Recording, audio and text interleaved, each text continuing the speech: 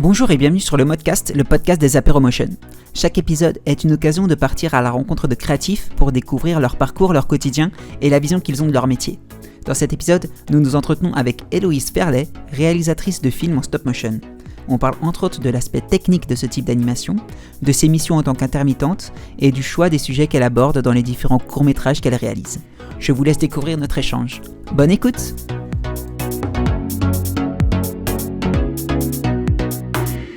Bonjour à tous, trop content de vous retrouver pour ce nouvel épisode du Modcast.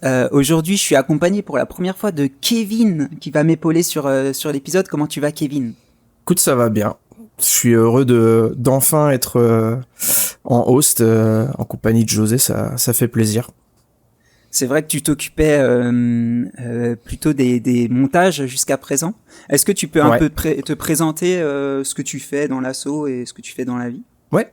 Alors moi je suis directeur artistique spécialisé dans le design de produits numériques. Donc ça peut aller du plateforme e-commerce, application métier ou site vitrine. Et je fais également du branding et de la photo. Voilà. Et du coup dans l'asso, je suis dans l'asso depuis à peu près 5 ans, presque 6 ans. Et comme le disait José, je suis souvent plus dans les coulisses au montage des épisodes, entre autres choses. Voilà. Et pour la petite anecdote, c'est vrai que tu étais le tout premier invité du podcast quand on voulait lancer ce format et tu servais un peu d'épisode pilote pour voir un peu comment on pouvait faire tout ça. L'épisode 0, ouais. Ouais, c'est ça. Trop content que tu m'accompagnes en tout cas sur cet épisode. Et aujourd'hui, on reçoit Héloïse Ferlet. Comment tu vas, Héloïse ? Bonjour, ça va très bien. Merci. Merci infiniment d'avoir accepté notre invitation. Ça fait trop plaisir. En plus, on va pouvoir parler d'un sujet qu'on a pas du tout encore abordé sur cet épisode, sur ce format qui est notamment le stop motion. Est-ce que tu peux présenter ce que tu fais et un peu ton parcours succinctement pour ceux qui te connaissent pas ? Ouais, du coup je m'appelle Héloïse Ferlet et je suis réalisatrice de films en stop motion. Après, je gagne pas ma vie uniquement en faisant mes films. Du coup, ça m'arrive régulièrement de travailler en tant que technicienne sur les films d'autres personnes. Ça me permet de faire des heures d'intermittence, par exemple. Et je fais aussi pas mal d'ateliers avec des scolaires ou avec d'autres types de publics. Mais bon, le cœur de mon activité, ça reste de réaliser mes films. Et là, ça fait quelques années que je suis sur le financement de mon prochain film qui s'appellera Dans nos gorges. Et c'est très long et très cher.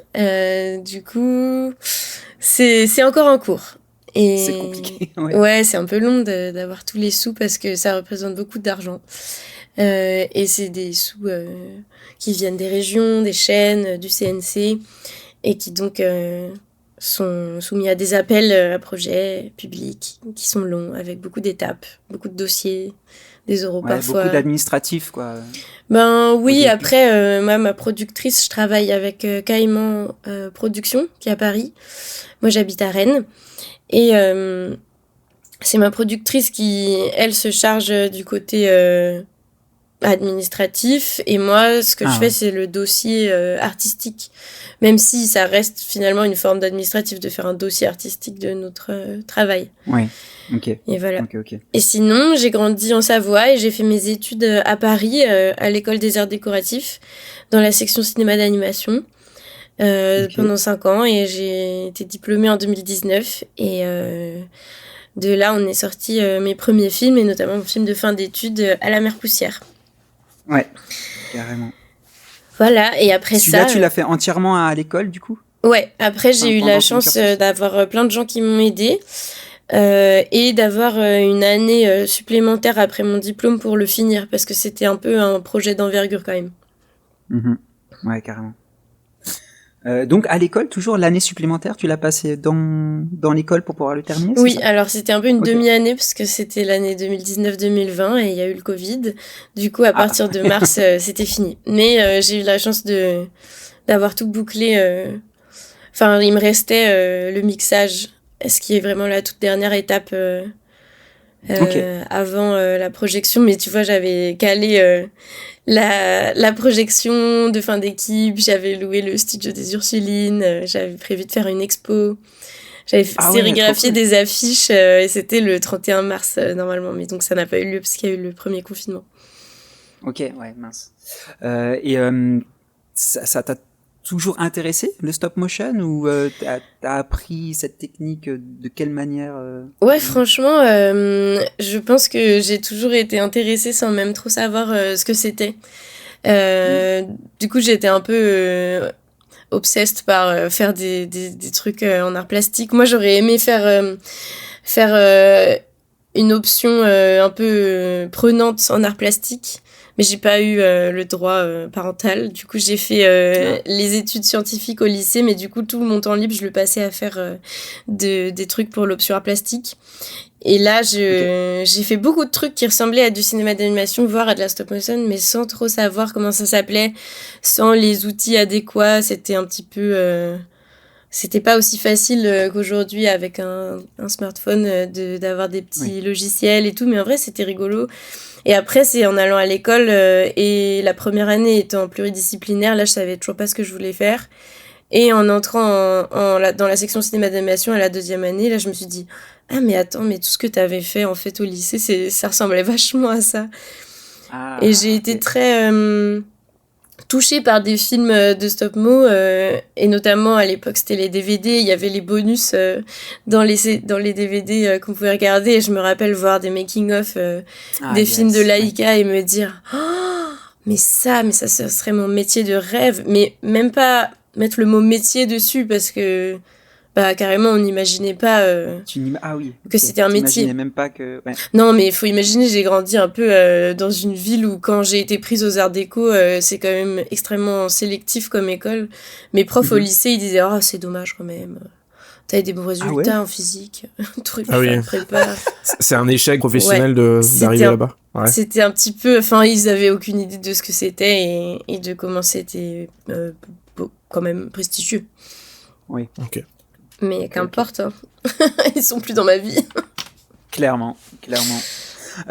Est-ce que pour ceux qui connaissent peut-être pas le stop motion, tu peux expliquer un peu avec tes mots en quoi ça consiste Oui, bien vraiment? sûr.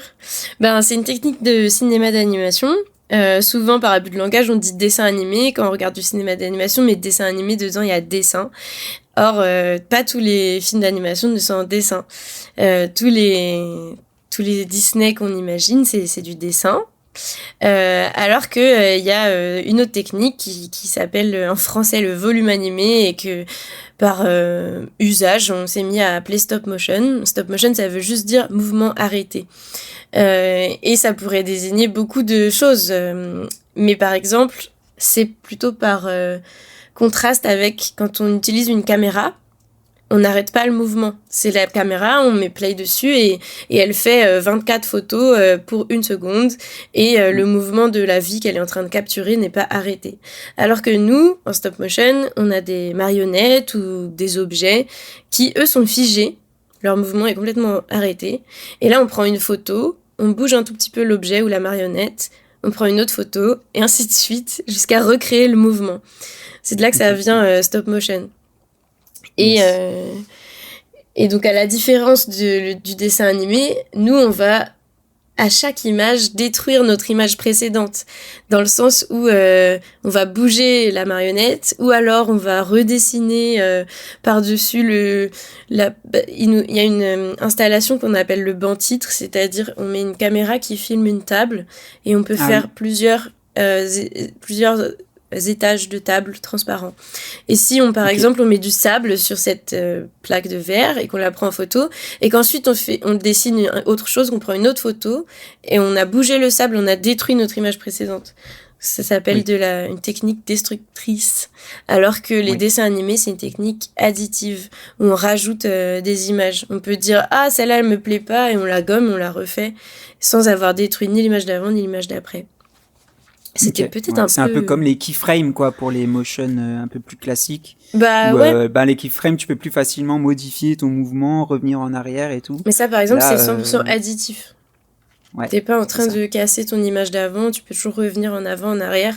Et du coup, Mm. dans la stop-mo, il y a un petit côté performance parce que t'arrives et t'es là, t'es dans le studio, t'es entre les lumières qui font de la chaleur, tu dois un peu te contorsionner pour arriver jusqu'à ta marionnette.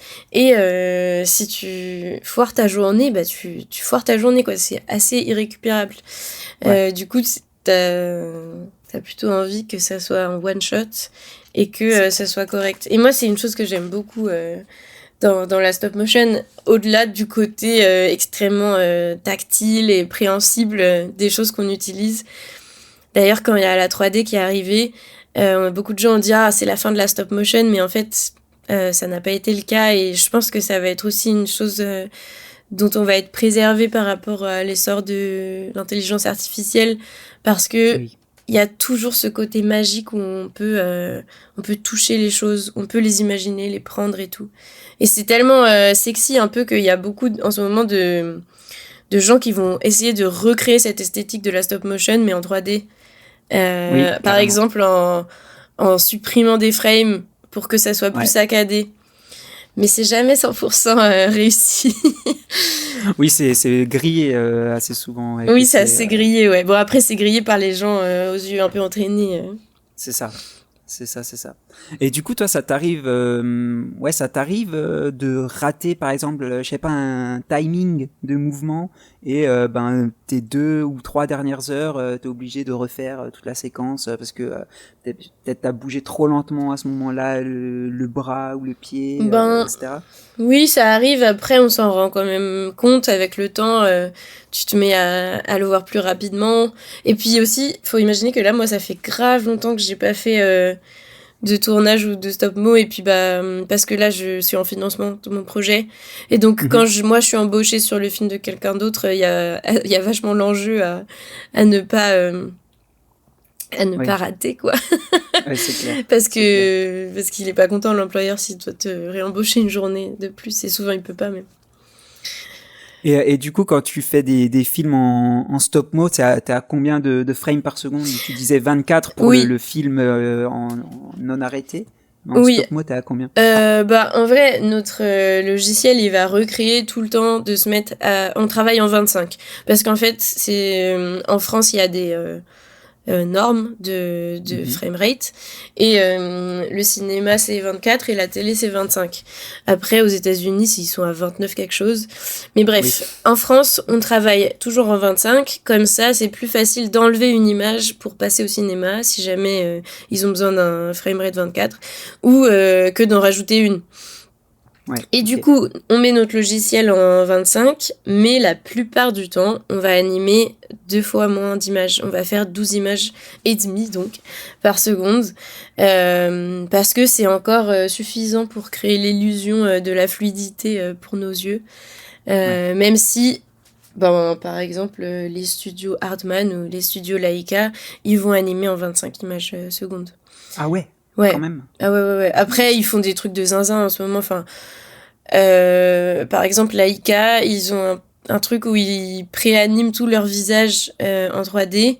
Et après, ils les impriment. Et du coup, les animateurs, ils ont des masques en 3D à poser sur les marionnettes qui sont déjà préanimés.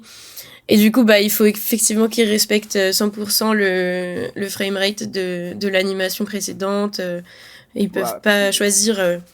Après, c'est très intéressant parce que tu peux te dire, dès que tu as un mouvement un peu rapide, tu peux choisir de arrêter de faire 2 expositions à chaque fois. Enfin, quand on dit 2 expositions, c'est genre, je prends 2 fois une photo et ça va recréer que je suis à 12 au lieu de 24, quoi.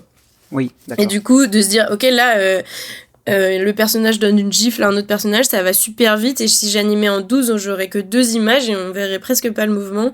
Là, tac, je vais faire 4 images, je vais faire une seule exposition à chaque fois. Mais ça... tu peux mixer les deux, genre. Tu peux mixer les deux, mais il faut faire toujours gaffe parce que ça peut rapidement se cramer, ça, par contre.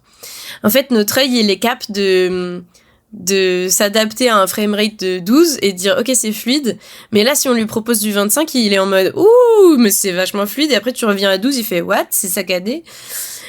Du coup, notre cerveau il est super fort, mais faut pas trop l'embrouiller, quoi. Clairement. Ça me passionne un petit peu. Ça fait quelques temps que je regarde pas mal de créateurs en stop-mo, mais j'ai jamais vraiment capté par rapport, si on faisait le parallèle avec des gens qui travaillent en dessin 2D frame by frame. Sur des logiciels de frame by frame, tu peux faire entre guillemets un croquis que tu animes en pelure d'oignon, et du coup tu vois un peu le rendu et tu te dis bon bah ça c'est le bon timing. Cette pose là, je vais la faire durer un petit peu. Là il y a un mouvement rapide, donc je fais ça un peu plus rapidement et moins de frames. Comment toi, quand t'es sur un plateau, de tournage, comment tu décides à quel moment et quelle amplitude donner, par exemple, à ta marionnette ou alors à ton décor sur une animation qui est plus ou moins lente ou plus ou moins rapide? Est-ce que vous avez des normes ou est-ce que c'est juste l'expérience qui parle et du coup vous arrivez en fait à savoir à peu près, bah voilà, d'expérience, je sais que ce mouvement-là, ça va me prendre par exemple, je sais pas, 10 expositions. Et je me conforme à ce que j'ai appris et l'habitude de travailler sur ce mouvement-là, quoi. Et ben là, tu vois, ce que tu viens de décrire, c'est exactement la différence de animation additive et animation destructive. Parce que, tu vois, là, en dessin animé, tu peux préparer ton timing, te dire, ah ouais, là, je rajoute 2 frames, ça va être mieux et tout. Et nous, c'est ce qu'on peut pas faire. Du coup, il y a plusieurs façons de faire, en vrai. Il y a plusieurs écoles. Et il va y avoir l'école de ceux qui vont vouloir se rapprocher le plus possible de l'animation additive, notamment en faisant un bloc, on appelle ça. Du coup, tu vas mettre ta marionnette dans les keyframes comme si tu faisais un blocking en 2D, quoi. Tu mets ta marionnette, tu fais des photos et après tu peux étirer un peu, faire une sorte de brouillon, quoi, de vidéo qui va permettre aussi d'être un outil de communication, notamment si l'animateur il a besoin de montrer ça au réal. Pour que le réal il valide et que après ça c'est le lead animateur qui a préparé ça. Tu vois, sur une grosse production, il peut y avoir le lead qui fait le blocking et qui montre au réal. Le réal il dit d'accord et c'est un autre animateur qui va animer pendant que le lead il va aller faire le bloc d'un autre plan. D'un autre plan. Et du coup, okay. ça permet d'avoir beaucoup de précision de préparation. Mais on va pas pouvoir se permettre d'utiliser ça dans toutes les prods, notamment les prods où il y a moins de temps, moins d'argent, parce qu'en fait, t'imagines le temps que ça prend de passer en vue tout ce qui va se passer dans le plan. Des fois, c'est pas forcément la peine parce que il va pas y avoir, je sais pas, d'interaction entre le personnage principal et un objet ou un truc. Du coup, tu peux te permettre de te lancer, entre guillemets, plus à l'aveugle, quoi. Et il y a d'autres outils de prépa que le bloc qui peuvent être à côté, notamment la feuille d'exposition. Donc, dans notre logiciel qu'on utilise majoritairement, qui est Dragonframe, on a sur le côté de notre image dans l'écran qui nous montre ce que la caméra voit, une feuille, c'est un tableau en fait, avec 1, 2, 3, en descendant toutes les images. Et on peut là-dedans importer le son.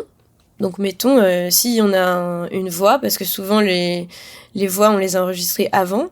Donc, on va avoir la longueur d'onde du son qui va être importée dans le tableau et qui nous permet de voir, ah là, il y a les consonnes, les sons qui me permettent de faire que le timing est correct. Ah ouais. Et du coup, tu vas préparer, en fait, à chaque début de plan, tu vas être là, ok, mon personnage, il doit faire ça, ok, j'ai tant de secondes pour le faire, parce que l'animatique, c'est le brouillon du film, elle me donne ça. Du coup, le son, il fait ça, il n'y a pas de son, il y a du son, et du coup, tu prévois un peu en fonction de tous les différents paramètres que tu as à ta disposition. Et il y a aussi le paramètre qu'on utilise beaucoup, c'est la réalité. On va beaucoup se regarder, on va beaucoup faire des mimes, préparer ce que le personnage va faire, surtout s'il est un peu anthropomorphique.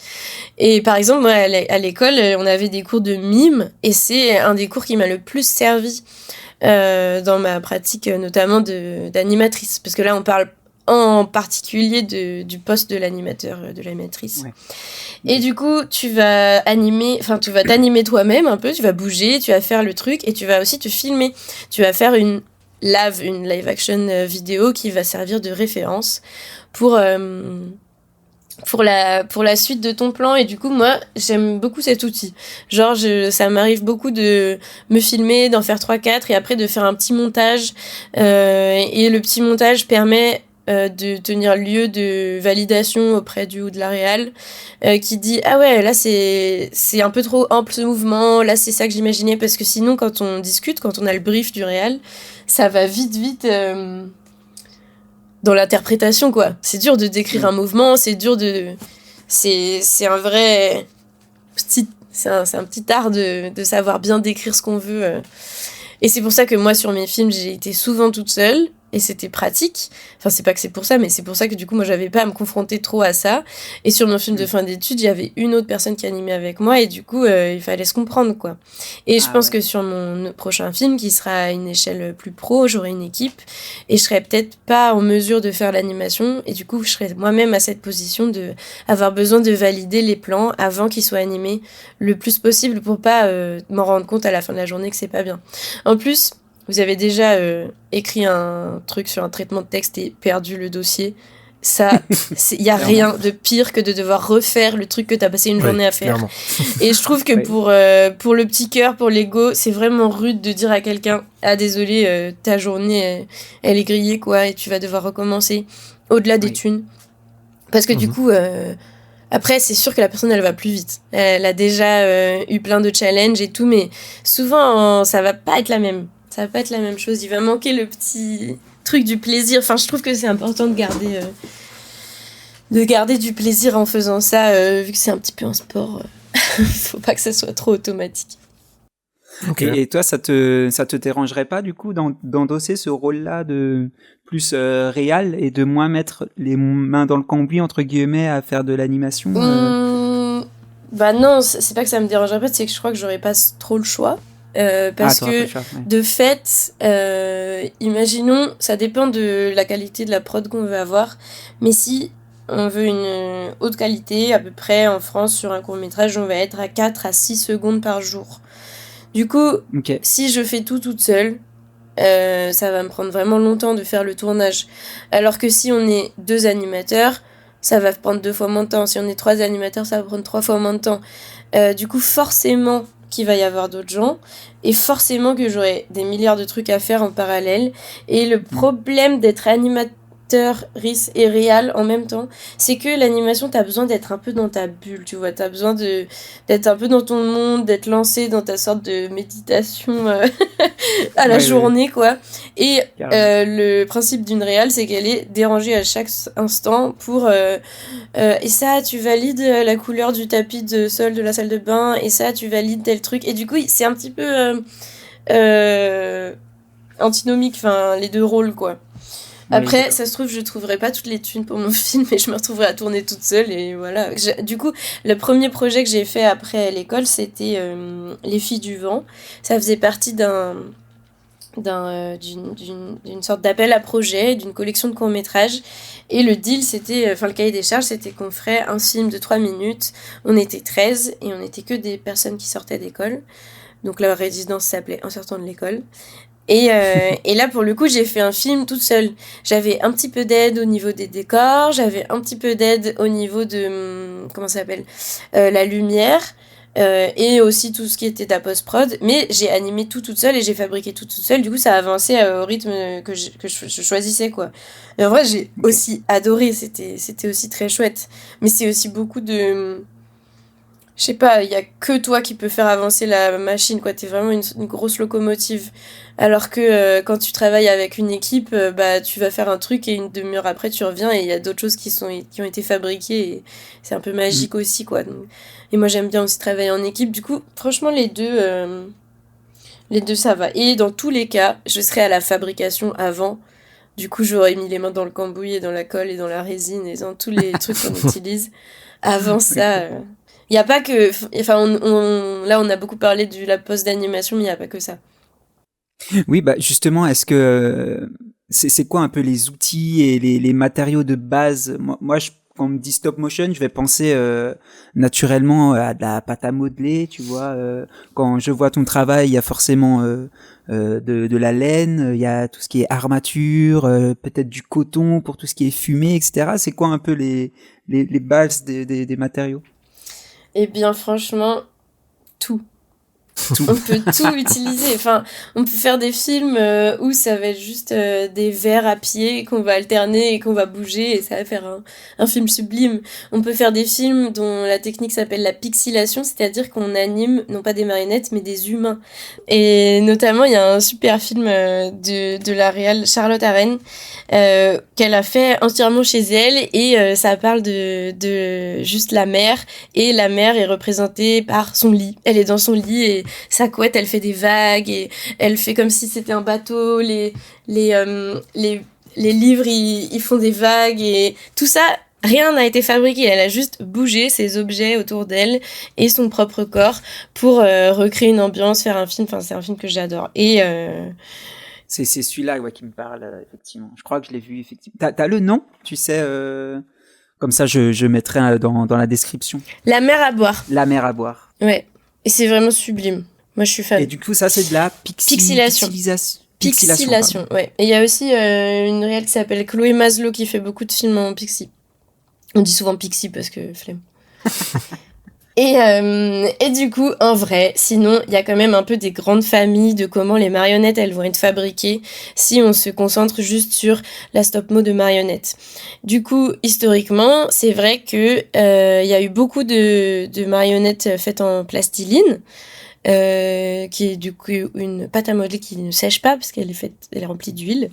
Et notamment, tous les films de Hardman ont beaucoup utilisé de la plastiline, comme c'est Gros Mythe, Chicken Run, même si je pense c'est sûr qu'au fil des années, ils ont fait quand même des parties qui étaient dures dans leurs marionnettes. Comme ça, c'était pas soumis à une déformation absolument constante. Parce que vous voyez, dès qu'on touche une pâte à modeler, elle va imprimer toute la forme de ce qu'on lui imprime, quoi. Ouais. Et du coup, il y a des parties, c'est de la triche, ou peut-être il y a seulement une fine couche de plastiline sur un bout de résine, ou des trucs comme ça. Et du coup, souvent, on a des squelettes qui sont faits soit en fil d'aluminium recuit 2 fois. C'est une technique de préparer l'aluminium qui va le rendre beaucoup moins cassable, beaucoup moins cassant.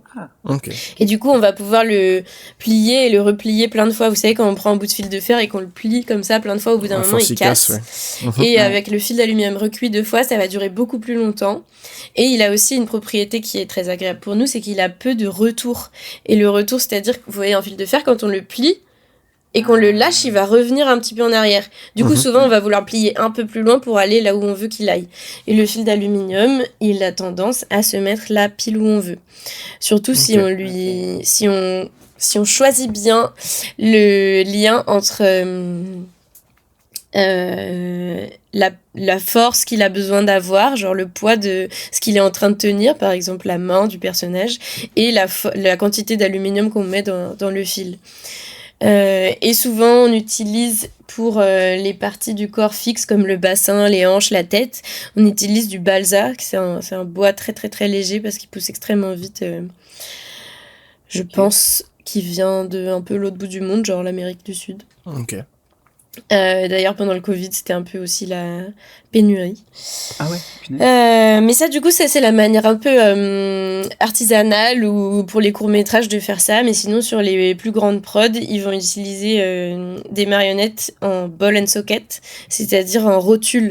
Donc ça va être des tiges d'acier au bout desquelles il y a des petites billes comme des roulements à billes et qui vont être pris dans des mâchoires en acier aussi qui peuvent se serrer, se desserrer et du coup ça va être des squelettes assez zinzin remplis d'armatures en mâchoire et en billes d'acier. Et ça c'est plus solide mais c'est peut-être aussi un peu moins flexible. Enfin bref, il y a toujours Il y a toujours des avantages et des inconvénients parce que c'est aussi beaucoup plus cher. Du coup, sur une prod, tu vas te dire, bon, est-ce qu'il vaut mieux que je fasse 2 fois ma marionnette principale en alu ou est-ce que je la fais qu'une fois en ball and socket et qu'est-ce qui va être le plus pratique? Parce qu'en vrai, c'est pratique d'avoir 2 fois ta marionnette pour pouvoir avoir 2 plateaux où elle tourne en même temps. Parce que c'est ça, par rapport au live, tu peux démultiplier tes acteurs et tes actrices. Ouais, effectivement. Ouais, de fou. Ben oui, Putain, sur des longs métrages, tu vas avoir 14 fois le personnage principal, 14 fois son sac à dos, 14 fois son accessoire de téléphone, etc. Exact. Ouais. Du coup, ça c'est pour les armatures. Donc il y a un peu ces 2 grandes familles, même si franchement on peut un peu tout utiliser. Et pour la peau, le recouvrement, il va y avoir les marionnettes en pâte à modeler que j'ai déjà cité. Moi, mes marionnettes, elles sont surtout en laine. C'est de la feutrine de laine que j'applique sur les formes de mousse que j'ai déjà préparées avant. On peut aussi faire de la laine cardée avec des aiguilles qu'on vient assembler la laine. Et en vrai, souvent, il y a de l'impression 3D qui est possible d'utiliser. Il y a aussi des moules.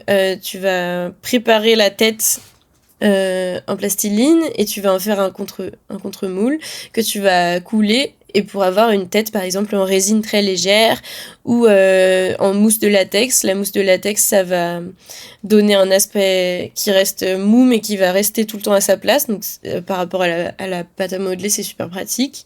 Mais ça va avoir chacun des matériaux qu'on va utiliser vont avoir leurs avantages et leurs inconvénients. Moi, j'aime beaucoup vraiment savoir l'utilisation pour faut voir aussi ce que t'aimes parce que c'est aussi une esthétique. Clairement, t'as pas la même esthétique avec mes marionnettes en laine et les marionnettes en pâte à modeler de Chicken Run. C'est vrai. Bah justement, moi j'ai regardé ton court-métrage là, tout de Sticy.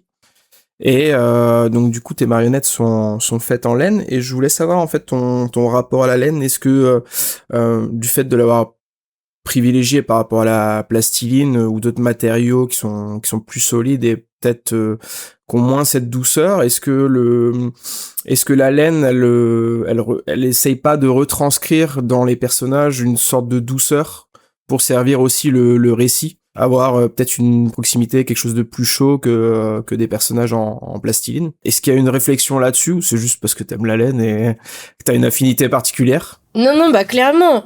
Non, clairement, c'est un mélange de tout ça. C'est 100% un mélange de tout ça. Pour moi, j'ai l'impression que quand on fait des choix pour nos films, tout ne vient pas avec l'analyse de texte directement. Mais comme ça fait plusieurs années que j'ai choisi ces matériaux et que je continue de les utiliser, maintenant j'ai développé une réflexion là-dessus et notamment quand je fais des dossiers pour convaincre qu'on me donne de l'argent pour mes films, je parle beaucoup de ça. Mais c'est vrai que je peux peut-être vous raconter comment ça m'est venu au début, parce que c'était beaucoup plus... des fois on sait pas en fait. Moi ce que je trouve très beau avec réaliser des films, c'est que souvent tu sais pas trop ce que tu racontes. T'as l'impression que tu racontes un truc, mais moi 5 ans après, mes films ils sont encore en train de m'apprendre des choses. Et des fois des gens écrivent 3 phrases sur mon film et je me dis... Oh, mais ça, c'est ce que je suis en train de découvrir en thérapie aujourd'hui, 5 ans après, quoi. c'est pas ce que j'avais choisi de mettre au début. Okay. Et donc, moi, ce qui m'est arrivé, c'est que je suis tombée par hasard sur une marionnette qui traînait dans la salle aux Arts Déco, dans la salle d'animation, qui avait été faite par une personne qui s'appelle Zélie Durand. Et elle était en laine cardée. Et moi, j'ai fait... Oh juste elle est sublime, je veux faire pareil. Et ensuite j'ai commencé à du coup me renseigner et après à découvrir que c'était hyper agréable à manipuler. Moi j'avais de base une affinité avec la matière laine, tissu, tout ça parce que j'aime beaucoup faire de la couture et j'aime bien bricoler, donc j'avais aussi tout ce bac. Par exemple, j'ai beaucoup hésité quand j'étais à l'école à choisir mon secteur. Okay, j'hésitais entre aller en photo-vidéo pour pouvoir faire de la narration, raconter des histoires avec des images, ou aller en design textile, parce qu'en design textile, j'allais pouvoir toucher de la matière et bricoler. Et ça, c'était avant que j'ai l'image que je pouvais faire de la stop-mo. Je pensais qu'en cinéma d'animation, c'était uniquement du dessin. Et moi, je suis pas très forte en dessin, du coup, je l'avais un peu exclu, quoi. Et quand j'ai vu cette marionnette et fait le lien de tous ces trucs, je me suis dit, oh, mais attends, mais si je vais en design textile, je pourrais pas faire toutes les choses de narration par l'image l'image que j'imagine. Et si je vais en photo vidéo, je pourrais pas faire tout le bricolage, toucher la matière que j'aime. Et en fait, j'ai trouvé pile poil la manière de m'exprimer qui combine ces deux choses que moi j'aime. Putain, génial. Ouais. Et après, du coup, en commençant à tripoter, parce que en vrai, ça ressemble un peu à ça, hein, quand on triture les marionnettes pendant des heures et des heures, je me suis rendu compte que moi, j'ai les mains qui transpirent et c'était vachement moins visible de toucher de la laine que de toucher des marionnettes en résine ou en pâte à modeler qui vont prendre beaucoup plus l'empreinte de mes doigts mouillés ou même l'usure à force du temps. Moi, ce que j'aime avec la laine, c'est qu'elle est hyper permissive, elle est hyper malléable. Si dans notre marionnette en mousse de latex, bam, il y a une petite coupure, ça va commencer à se voir. Vous voyez un peu une éponge qui commence à se déliter ou les vieux jouets, et ça se voit quand ça devient vieux, alors que là la laine, je frotte un petit peu et le trou il est comblé. Ou je peux, par exemple, la technique que j'ai pour mes bouches, c'est de juste prendre des petits bouts de laine et de les poser et de les façonner à la forme de la voyelle ou la consonne qui est ce que mes personnages sont en train de prononcer. En résine, ils ont plutôt tendance à sculpter toutes les formes de bouche et fabriquer un pilulier avec toutes les formes et à les placer sur le personnage une par une, et si tu les fais tomber c'est la fin du monde. Et moi j'étais là avec mes petits bouts de laine, ça par exemple c'est un peu plein de choses qui m'ont amené à adopter cette technique vraiment fort. Et ensuite à l'image, moi ce que j'adore c'est que ça va capter de la lumière autour du personnage, parce que comme les petits poils ils sortent un petit peu, ça va faire un truc hyper évanescent et tout, que notamment à la mer poussière, tu l'as dit en anglais, tout de Dust ici, j'utilise carrément, je me mets à animer ça pour exprimer l'état émotionnel de la mère. La mère, elle se sent, elle a envie de disparaître, elle a envie que ses enfants arrêtent de la saouler, elle a envie de devenir transparente, et du coup la matière de son corps, elle se délite autour d'elle et elle s'envole un peu, et ça fait que par exemple quand elle pleure, ses larmes, elles coulent un peu dans les airs, ça fait un peu ambiance Miyazaki, enfin c'est pas dans les airs, c'est collé sur ces petits bouts de laine qui s'en vont autour d'elle. Enfin, ça m'a permis de faire plein de choses nouvelles, de jouer avec la matière, etc. Et sinon, ce que tu as évoqué, je suis bien d'accord. Moi, j'adore le fait que, par rapport à des marionnettes en d'autres techniques, ça ressemble vachement à des petits doudous, des petites poupées qu'on a tous eues quand on était petits, et qui viennent rappeler un truc de nous, tu vois, de l'enfance. Et moi, comme l'un de mes thèmes de prédilection, c'est parler de l'enfance, et notamment l'enfance malheureuse ou plus ou moins maltraitée, je trouve que ça me permet une accroche à l'enfant qui est encore en nous en tant qu'adulte, qui lui a peut-être un peu triste de plus avoir de doudou, peut-être un peu triste de plus jouer de manière un peu simple et j'allais dire mystique, mais c'est pas ça. Comment on traduit Whimsy en français? Oh, punaise. Je sais pas, c'est pas mystique, mais c'est un peu magique, un peu des petites paillettes d'étoiles. Enfin, je sais pas comment dire, mais féerique, voilà. Whimsy, c'est parfait. Okay. Bon, en tout cas, je trouve qu'en tant qu'adulte, on a très vite tendance à devenir vite des adultes, à avoir très envie de vite lâcher notre enfance et la laisser au placard. Et du coup, là, j'arrive avec mes films, avec des petites marionnettes qui nous rappellent à ça, et on n'a presque pas le choix quand on est face au film que d'invoquer notre enfance, quoi, et notre enfant qu'on n'écoute plus trop à l'intérieur de nous. Et du coup, ça, c'est vraiment un truc que j'utilise de plus en plus, notamment parce que mon prochain film traitera d'inceste. Et du coup, à travers ce sujet, il me semble que à la fois c'est un peu ironique d'utiliser le doudou des petits pour parler de ça et de leur faire vivre des histoires terribles. Et à la fois, je trouve que c'est un peu une accroche par rapport, vous voyez, à faire un film avec des acteurs et des actrices. Il y a une forme de déréalisation qui se joue. Donc j'arrive avec mon histoire, mon scénario, il est très réel, quoi. Et là, bam, en fait, c'est des petites poupées qu'on est en train de regarder. Donc on sort un petit peu de la réalité. Et je pense que là, sur mon prochain film, ça va me permettre d'aborder ces thèmes et aussi de faire qu'ils soient accepté pour le spectateur qui puisse, alors que ça aurait été super difficile à voir de la part de vrais acteurs, actrices, genre 100% En prise la réelle, réalité, ouais. en prise de vue réelle. Là, on va pouvoir parler de ça peut-être un peu plus facilement. Mais ça, c'est tout plein de questions, hein, parce que mon scénario, ça fait déjà 15 fois que je le réécris. Ah ouais. Et au début, il y avait des trucs un peu fantastiques et j'ai fini par tout enlever dans l'idée de garder le plus de réalité possible en trouvant que l'usage de la stop-mo et de cette technique était déjà la quantité de déréalisation un peu minimum et maximum à la fois. Ah oui, d'accord. Oui, je capte. Et je suis allé voir Whimsy. Apparemment, c'est fantasy. Fantasy. Ouais, c'est pas mal, fantasy, ouais. De ce que me dit Google Trad, en tout cas. Merci, Google. On parlait des... Enfin, t'as évoqué un moment un des personnages qui pleure, et je me demandais justement comment tu vas traiter les larmes ou l'eau en général dans la stop motion.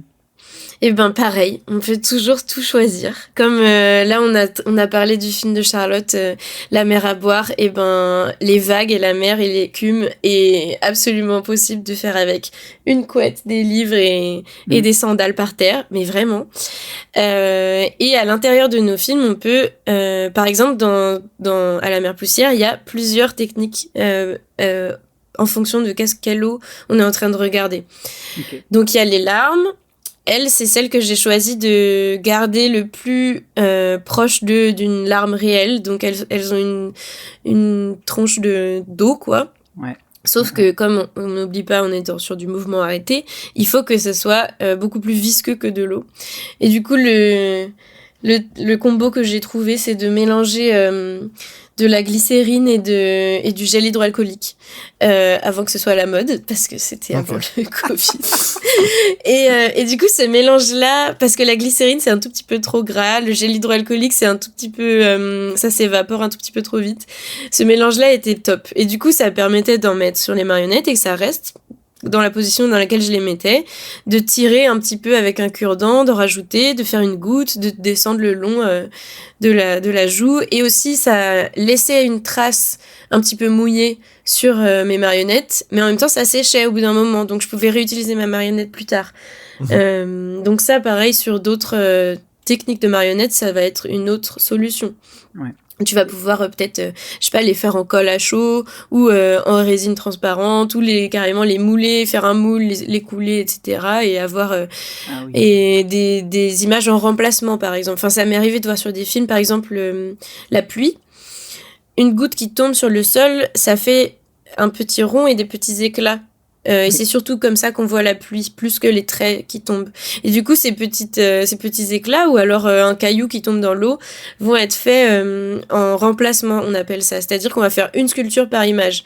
Donc tu mets la petite goutte qui tombe sur l'eau, tu fais une photo, tu l'enlèves, tu mets la goutte d'après qui est un peu plus avancée, avec les cercles concentriques qui sont en train de se créer, et tu vas avoir 5 fois la goutte pour faire tes 5 images pour l'animation de la goutte qui tombe dans l'eau, quoi. Après, un truc qu'on utilise souvent, c'est du film plastique, notamment pour du cellophane, pour les cours d'eau, pour les choses qui sont en mouvement, parce qu'il y a le petit côté blanc, écume et tout.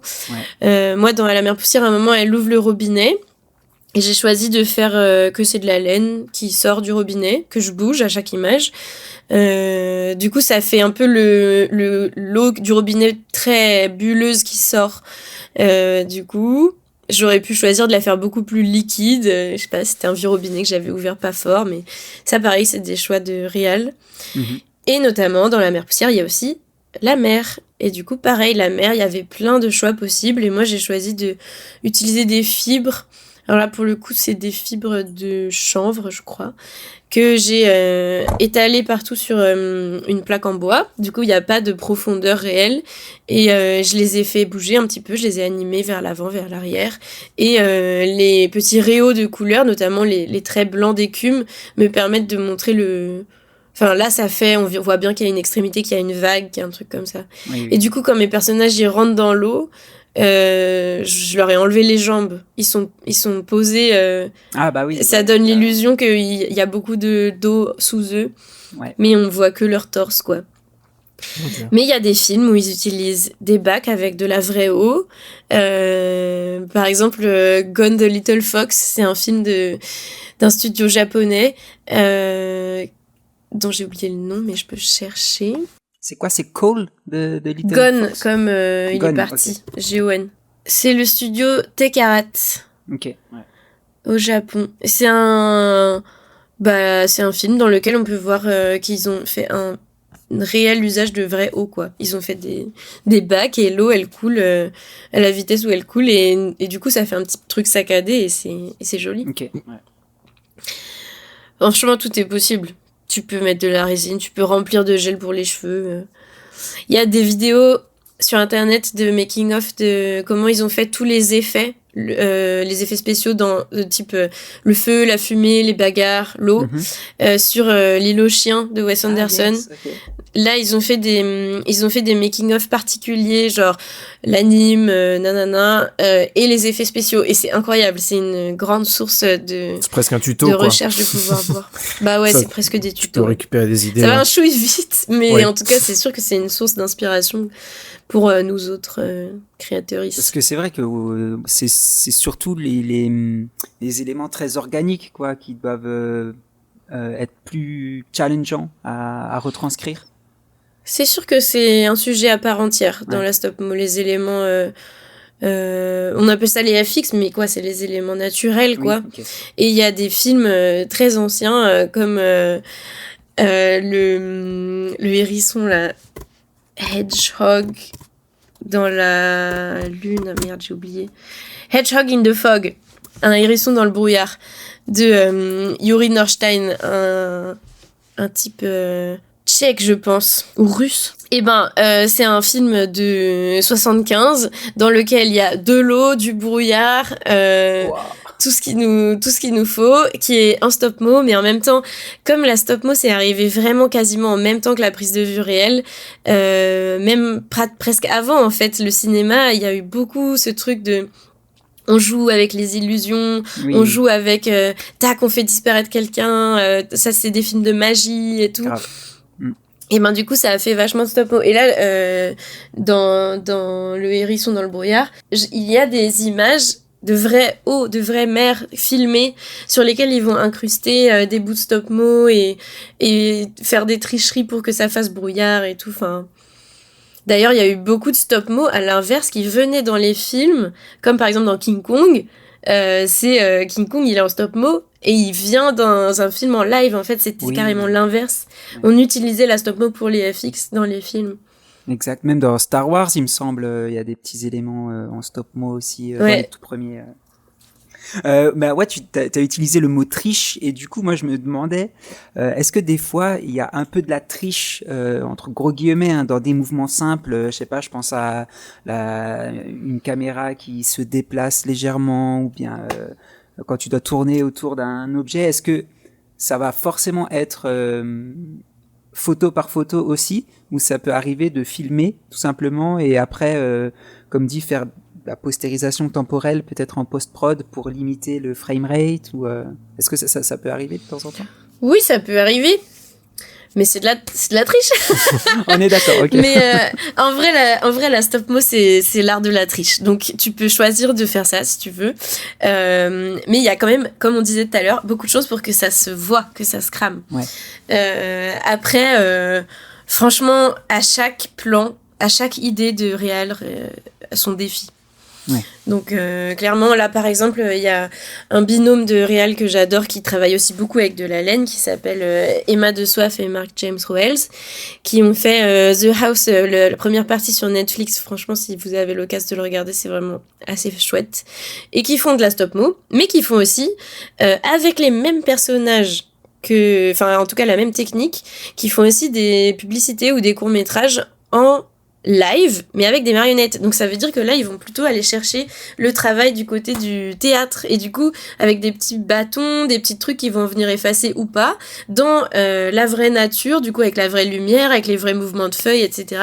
Leurs petits personnages qui vont arriver et qui vont bouger. Et du coup là, c'est plus de la stop-mo. Mais en même temps, comme c'est aussi des réels de stop-mo, on voit bien le lien dans leur métier, quoi. Ok. Ouais, Et voilà. Bon, moi, dans ta question, ça m'est jamais arrivé de faire des triches en utilisant le live pour remplacer l'image par image. Par contre, ça nous arrive de faire des triches à plein d'autres endroits. Par exemple, dans mon film Les filles du vent, le deuxième plan, c'est une petite fille à qui on a fait des tresses et elle a détesté. Et elle est en train de marcher et elle défait ses tresses et elle secoue sa tête et bam, elle a les cheveux frisés et ça revient dans une grosse touffe de cheveux. Ouais. Et ben là, ma triche, c'est que j'avais 2 têtes. L'une avec des tresses et l'une avec la grosse touffe très jolie que je voulais qu'il advienne à la fin du plan. Et du coup, ce que j'ai fait, c'est que j'avais la tête avec les tresses. J'ai commencé à défaire les tresses. Sauf que, en fait, elles étaient évidemment collées sur la tête pour faire la raie au milieu. C'était 2 petites tresses de petites filles. Pour faire que c'était tiré. Et si j'avais voulu la coiffer au milieu du plan pour faire la touffe, ça aurait pas marché. Et du coup, j'ai simplement, au milieu, entre 2 images, changé les têtes de ma marionnette. Et là, d'un coup, comme elle était en train de secouer la tête, ça s'est pas vu. Pourtant, j'avais fait les sculptures à la main, elles étaient pas du tout identiques comme j'aurais pu l'avoir si j'avais fait un moule. Mais ça se voit jamais et c'est un peu magique. Ça, c'est le genre de tricherie de la stop-mo que moi j'adore. Ouais, carrément. Un peu les match cuts, quoi. Ouais. Tu viens cacher dans le mouvement que tu changes un truc, quoi. Clairement. Si on reste un peu dans le domaine tricherie ou en tout cas petite bidouille pour améliorer peut-être un rendu. Est-ce que tu as déjà eu à utiliser par exemple des fonds verts pour isoler certains éléments d'une scène j'avais moi le clip, je sais pas si tu l'as aussi, le clip de Orelsan des fêtes de famille, où en fait c'est Orelsan qui va jouer chaque personnage de la famille et dans le making of, tu vois que on l'a isolé avec un fond vert derrière pour que les interactions marchent toujours et tout ça. Est-ce que ça t'est déjà arrivé toi d'utiliser cette technique? C'est marrant que tu parles de ce clip-là d'Orelsan parce que nous, on nous parle souvent, enfin moi je cite souvent un autre qu'il a fait avec Victor Egelin qui est La Quête et qui là est en stop-mo mélangé avec des bouts de live et des bouts de Pixie. Oui. À des moments il est animé, à des moments il est filmé, à des moments c'est le marionnette. Ça c'est un bel exemple de comment on peut tirer parti de plein de techniques de stop-mo différentes. Carrément. Et du coup, dans des fêtes de famille, je sais que c'est quelque chose qui est extrêmement utilisé dans l'animation stop-mo, le fond vert. Mais c'est un truc que moi, j'ai jamais utilisé, ou alors très peu, parce que moi, ça me saoule. C'est juste pas trop mon truc. Moi, j'aime bien déjà créer mon image à la caméra, quoi. J'aime bien me limiter la post-prod, enfin c'est déjà tellement long que si mon image elle peut être la plus proche possible de l'image finale sur le tournage, tant mieux. Même si ça peut être un peu galère, ça peut aussi faire plein de nouvelles de trucs un peu imprévus, un peu jolis que tu vas te trouver juste en bougeant un petit peu ta caméra et tout. Et aussi mon choix, on parlait tout à l'heure de mes choix de marionnettes, le choix de la laine et tous les petits poils là, si quelqu'un a déjà détouré les cheveux de quelqu'un pour enlever le fond derrière, va savoir que j'ai pas envie de faire ça sur toutes mes images multipliées par toutes les secondes du film. Même si aujourd'hui il y a plus d'automatisme et tout. Donc à vrai dire, c'est quelque chose qui est très, très courant, mais que moi j'utilise pas trop, ou du moins le moins possible. Ok. Oui, du coup, tu l'as pas expérimenté sur une production dans laquelle t'étais animatrice. Si, quand même. Si. Ok. Si, par exemple sur le dernier film de Bruno Collet qui s'appelle Atomique. Ah oui. Ces marionnettes sont en mousse de latex et quasiment tout est tourné sur fond bleu. Ils ont choisi bleu plutôt que vert, je crois que c'est plutôt ce qu'il y a là-bas au studio et ça peut permettre certains choix, enfin bref, ils ont choisi bleu. Et du coup là, le film c'est carrément une proposition un peu expérimentale de comment on va fabriquer le film après le tournage, alors que ça nous arrive pas souvent en stop-mo, on a besoin d'avoir tout prévu. Eux, ils avaient quand même bien prévu, mais ils se sont retrouvés par exemple à avoir des marionnettes qui n'avaient pas la même échelle et à les grandir pour remettre comme s'ils avaient la même échelle dans dans le même plan, quoi. Ouais. Ok. Moi, ça m'arrive de jouer avec les échelles. Par exemple, dans La Mer Poussière, il y a 2 plans, je sais pas si vous avez remarqué, où l'échelle est différente. L'échelle principale, c'est genre 1/6. Et j'ai fait 2 plans à 1/33. Donc les marionnettes, elles font genre 2 cm de haut, pour faire un plan très très large. Ok. Que j'aurais dû genre louer un hangar et passer 3 semaines à construire si j'avais choisi de le faire en 1/6. C'est sur le top shot de la voiture qui part. Ouais, il y a Ouais. celui-là et il y a le plan de la mer de loin avec le petit garçon qui tombe dans l'eau et la lune et tout. Ouais, ok, je vois. Ça, c'est un décor qui fait déjà 4 mètres et la marionnette, elle fait 2 Ah cm. ouais, genre. d'accord. Punaise. On vous mettra le lien d'ailleurs pour aller voir le court-métrage, puisqu'il est en ligne depuis peu, hein, il me semble. Ouais. Et du coup, sur Atomic, eh ben, il y avait beaucoup de fonds bleus.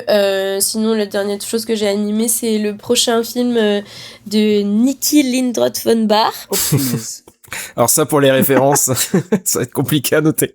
C'est aussi celle elle a fait le chapitre 2 de The House, que j'ai déjà cité tout à l'heure avec Emma de Soif. Et du coup, son prochain film s'appelle The Rose, et il va aussi, je pense, y avoir beaucoup d'assemblage. Et du coup, moi, j'ai animé quelques plans en backup qui étaient sur fond bleu aussi. Donc ça arrive. Et pourtant, elle a des marionnettes poilues. Donc j'imagine qu'elle a un peu plus de budget en post-prod. Ah oui, ok. Il y a une question que je me posais aussi, c'est surtout sur quand t'as peut-être 2 personnages ou un personnage et en fait vraiment plutôt 2 personnages dans une même scène et qui a une interaction par exemple entre les deux, du contact ou quoi que ce soit. Est-ce que tu vas animer un personnage l'un après l'autre, ou est-ce que t'es quand même obligé de faire les 2 personnages en même temps? Parce que je me dis que peut-être, tu parlais de bulles tout au début, peut-être c'est plus facile de se projeter sur une animation d'un seul personnage, même dans le timing, t'arrives peut-être plus à visualiser sur un personnage plutôt que sur 2 en même temps qui font pas forcément le même mouvement aussi. Comment ça se passe globalement, une interaction entre 2 personnages en stop motion?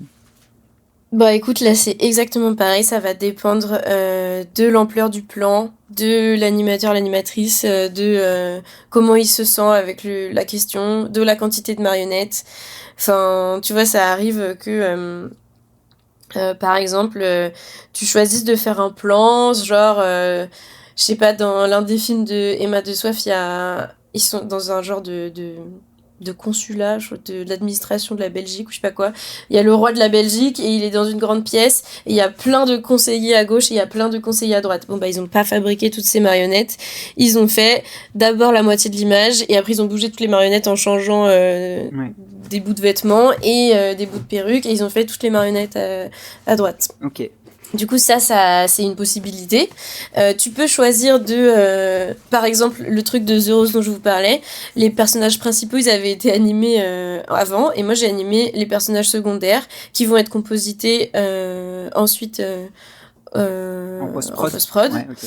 Ouais. Et par contre, je dirais que plus t'as d'interactions entre personnages, genre s'ils se parlent ou même s'ils se touchent, là tu vas avoir besoin de le faire le maximum en direct, quoi. Okay. Et après, il y a des animateurs qui sont des incroyables dieux et qui sont capables de animer 5, 6, 10 personnages en même temps. Ah ouais. Donc ça veut dire que quand t'animes, tu te crées un petit chemin. Donc tu t'es en mode, je dois bouger ça, puis ça, puis ça, puis ça, puis ça, puis ça, puis ça. Ouais. Et plus t'en as, plus c'est dur de rien oublier. Bah oui. Et sachant que chaque personnage a tout un chemin à lui-même. Bah oui, tu bouges, mettons, d'abord ses hanches, après son torse, après ses deux épaules, ses 2 coudes, ses 2 bras, tous ses doigts un par un. Ensuite, son visage, ses yeux, nanana. Et tout ça, tu dois le répéter. Et donc, plus t'as de personnages, plus le plan est long à animer, plus il va être dur. Et les choix vont être faits en fonction du plan, des animes, des réals. Ouais, ok. Il y a pas... Donc, j'ai pas de réponse universelle, clairement pas. Ok, ça marche. Clairement pas. Après, encore une fois, la stop-mo, c'est tellement l'art de la bidouille, de la fabrique. Enfin, tu peux tellement engager des milliards d'euros et faire aussi dans ta chambre, et que ça soit tous les 2 de la stop-mo, oui. Que tout est un peu possible, quoi. Ouais, ok. En termes de choix. Ça marche. On parlait très, très, très vite fait de la post-prod.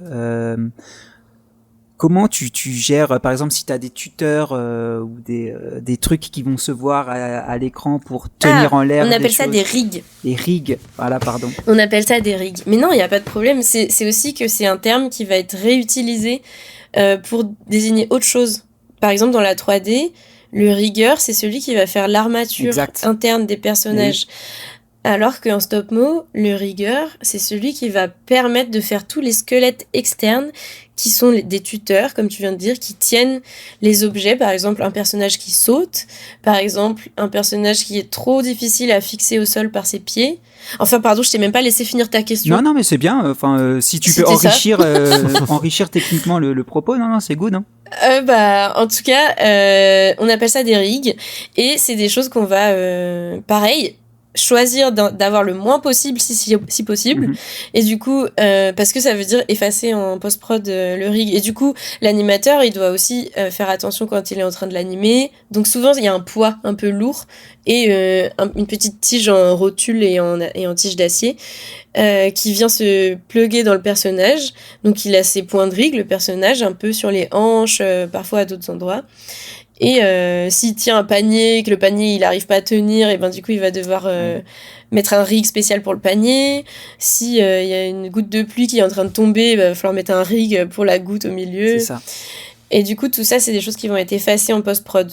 Après on n'est pas en train de réinventer le décor, on va faire souvent ce qu'on appelle une clean plate. Oui. On fait la photo du décor sans rien et après on met le personnage, mais du coup il faut toujours voir comment le personnage il impacte le décor. Souvent il va faire une ombre de base, mais il va aussi faire des ombres un peu moins sharp autour diffuse, de lui, et là voilà, plus diffuse, et là pour le coup si t'as le rig là-dedans et que tu l'effaces et que du coup à l'arrière-plan c'était plus clair, bref, c'est du taf qui est là, et par exemple moi j'aime bien choisir d'avoir le moins possible de rig. Oui. Mais parce que je suis un peu en mode on fait tout à la caméra, on fait tout au tournage le plus possible. Bah tu vois, j'ai même pas eu besoin de finir la question parce que je m'étais noté entre parenthèses, est-ce qu'il y a eu une utilisation de clean plate ou est-ce que c'est retouche uniquement Photoshop? Finalement t'as tout répondu. Ouais. Et ben on fait des clean plates, exactement. Et bah par exemple dans Les Filles du Vent, à un moment elles volent, bah là clairement il y a des rigs. Ouais, ok. Et il y a des tricheries de perspective et des trucs comme ça. Là, par exemple, dans le prochain film que je prévois, c'est autre chose, mais c'est des décors avec des grandes falaises. Et du coup, on va avoir des falaises à échelle 1 et des falaises à échelle plus petite qui vont fake un faux lointain, une fausse perspective, quoi. Oui. En ayant des petits modules, on aura l'impression qu'ils sont plus loin, sans avoir à louer un hangar, encore une fois. C'est ça. Mais j'allais te demander, mais t'as répondu en partie, mais quelle est ta partie préférée dans le process? Donc on sait que c'est de toute façon pas la post-prod, puisque tu es enlever des rigs sur Photoshop. Non, la vérité, j'aime bien parce que justement, quand j'ai bien fait tout ce que je voulais au tournage, j'aime bien faire la post-prod, c'est super satisfaisant comme moment. T'es quand même en train de montrer ton premier truc. Après, je pense que ça me rendrait un peu zinzin de rattraper, vous voyez on verra ça en post-prod, ça doit être un peu rageant. Oui, et puis tu peux pas faire des reshoots comme Marvel, quoi. C'est un peu difficile. Non. Mais du coup, dans le process de réal en entier, c'est sur ça peut être l'écriture, la fabrication des personnages, les maquettes, plutôt le tournage à l'instant T, ou puis la post-prod. Franchement, c'est dur de répondre qu'est-ce que je préfère, parce que c'est déjà tellement long et étalé que tu vois, autant j'adore écrire et j'adore faire les histoires. Là ça fait 4 ans que je suis dessus sur un court-métrage, j'en ai trop marre et là j'ai trop envie de passer à la fab et de faire mes Mario et après d'avancer, quoi. Mais ça, c'est pas pour autant que c'est une partie que j'aime pas, genre c'est quand même une partie chouette. Et aussi quand on est réel, il y a toute la partie diffusion et montrer le film et parler avec les gens, et ça c'est une partie que j'adore super fort aussi. Et moi c'est un peu ma manière de militer, quoi, et de faire un petit peu enfin moi comme ça je parle des sujets qui me tiennent à cœur et dont je trouve qu'on parle pas assez dans les salles quand mon film il est diffusé, et ça c'est une partie que j'aime beaucoup, mais qui est par exemple pas du tout pour tout de suite sur le Dans nos gorges, qui est mon prochain projet. Ok. Bon, si je devais répondre aujourd'hui, j'aurais envie de dire la fabrication, mais je pense que c'est juste parce que c'est l'étape à venir et qui me manque, que j'ai pas fait assez ces dernières années. Et le tournage, il y a un côté épuisant, mais tellement excitant. T'es en mode... si j'ai dit que c'était une performance sportive de faire une journée d'anime, faire un tournage quand t'es réel, c'est un autre truc. Enfin, genre, en vrai, c'est trop bien. C'est super excitant. Mais ça, c'est un truc qu'on a un peu en commun avec le live. Je pense qu'en anime 2D, ils ont pas ce truc de c'est le tournage et Oui. on est une équipe et on est enfermé dans le noir toute la journée. Faut imaginer, on est enfermé dans le noir toute la journée. Quand c'est l'hiver, on voit pas la lumière du jour. Nice. Ah oui. Horrible. J'avoue, ouais. T'arrives au studio, il fait noir, tu repars, il fait noir. Ouais, c'est... Un peu comme les monteurs. Oui, c'est vrai. Oui. Très vrai. Non, moi je voulais rebondir sur le côté militant et revendiquer des choses dans les courts-métrages. On a vu donc sur ton Insta, quand on a un peu parcouru tes réseaux et puis juste voir un petit peu ce que tu as fait pour préparer cet épisode. On a vu que tu avais fait le teaser du festival Tricky Woman de 2022, je crois. Qui est si je m'abuse, un festival d'animation où c'est principalement des femmes qui sont porteuses de projets d'animation. C'est ça ? Oui, c'est ça. Je crois que leurs critères de sélection, tu vois, comme un festival qui dirait, bon, bah nous, on prend que des films étudiants, qui dirait, nous, on prend que des films qui parlent de d'îles. Enfin, je pense à ça parce que j'ai fait un atelier à Groix où il y a le festival du film insulaire. Mais et ben là, leur critère, c'est il faut que ce soit une femme qui ait fait la réalisation ou qui soit un poste de chef. Et par exemple, un binôme avec un mec et une meuf, ça fonctionne encore. Enfin, il faut qu'il y ait une proportion plus grande de femmes à la réal ou dans l'équipe pour que ça fonctionne. Et du coup, de fait, ça fait que les films sont un peu axés sur des questions féministes. Enfin, moi, j'ai remarqué. Okay. Mais du coup, quel est ton rapport justement à la place de la femme dans ce type d'animation qui est quand même assez niche, qui est de moins en moins utilisé, même s'il y a pas mal de courts-métrages et des fois des longs-métrages qui sont faits en stop-mo, mais étant donné que ça prend du temps, je pense que c'est de moins en moins courant d'avoir des réals en stop-mo. Et du coup, la place de la femme dans ce type particulier, est-ce que tu trouves que vous êtes bien représenté et quel poste les femmes occupent plutôt? Est-ce que c'est plutôt dans la réal? Est-ce que c'est plutôt en animation?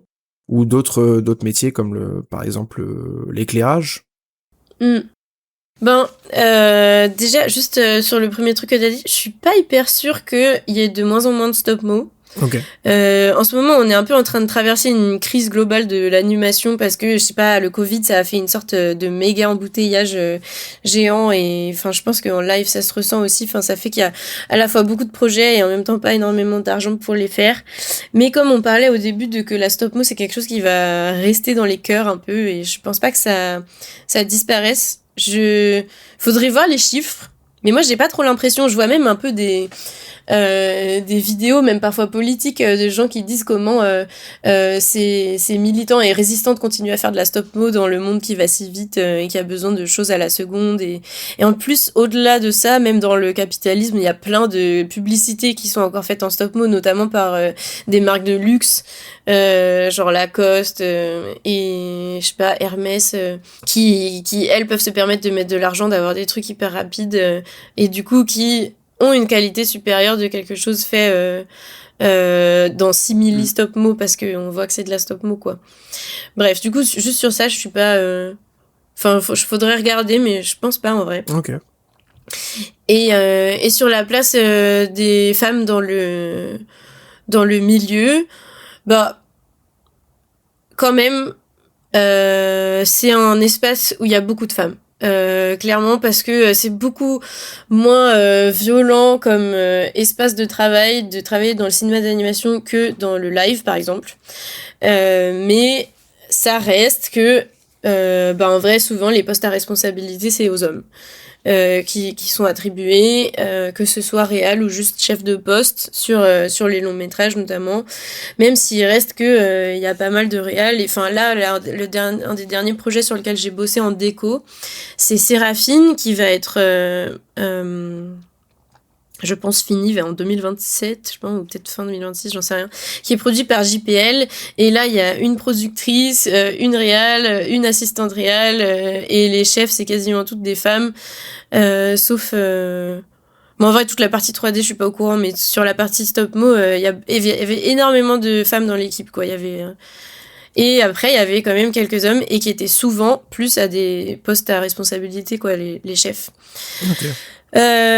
Du coup, je pense que je m'avancerai pas à dire vers où on se dirige plus facilement, mais c'est sûr que le sexisme et nos biais de vie se reproduisent. Par exemple, dans les équipes de costumes, c'est souvent exclusivement féminine. Et dans les équipes marionnettes, armatures, triturer le métal et avoir les doigts noirs, c'est souvent les hommes, clairement. Ok. Non, mais c'est vrai.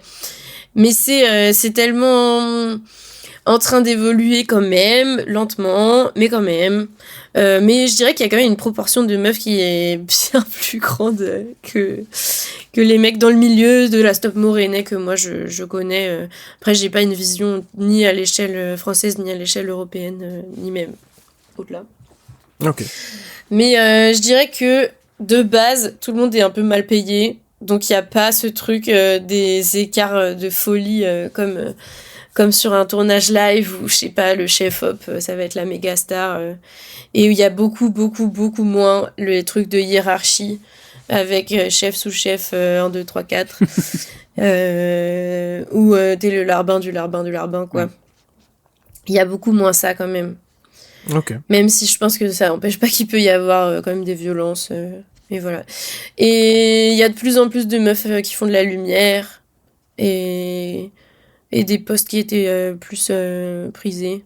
Et en vrai, il y a pas mal de réals. Mais c'est sûr que, par exemple, dans ma classe, on était tellement pas beaucoup il y avait pas beaucoup de garçons. Pour autant, est-ce que ça se représente dans les gens qui arrivent à faire leur film en sortant de l'école ? Moi, je dirais qu'on est un petit peu préservé, mais pas non plus exempt de sexisme dans notre industrie, quoi. Ok. Ouais, Kevin, je peux te laisser enchaîner là sur les questions qu'on s'était notées un peu. On peut peut-être sortir un petit peu de l'aspect purement faire des courts-métrages, soit en tant qu'animatrice, soit en tant que réalisatrice. Tu nous parlais en début d'entretien d'ateliers de création, d'ateliers avec des enfants et d'autres personnes. On n'a pas vu trop de communication sur les réseaux sur ça. Est-ce que tu peux nous en toucher un mot, nous dire exactement ce que tu carrément. En fait, c'est parce que moi, je repartage pas forcément trop ce que je fais avec les enfants parce que déjà, vous avez dû voir, il n'y a pas énormément de choses que je poste parce que je me concentre sur mon travail de réal. Il va y avoir des collègues à moi en technicien qui vont partager ce qu'elles font sur les films d'autres gens. Et moi, j'ai pas envie de tout mélanger, tu vois. Faudrait peut-être que j'ai un autre compte, j'en sais rien, mais bon, c'est tellement pas... je suis tellement pas à fond là-dedans que je veux partager juste mon travail de réal. Et du coup, je fais des ateliers avec les enfants. C'est souvent avec l'AFCA, qui est l'Association française de cinéma d'animation, qui organise le festival d'animation national à Rennes, tous les ans en avril. Et qui me fait l'honneur de me reprendre tous les ans pour faire des ateliers avec des écoliers ou des collégiens.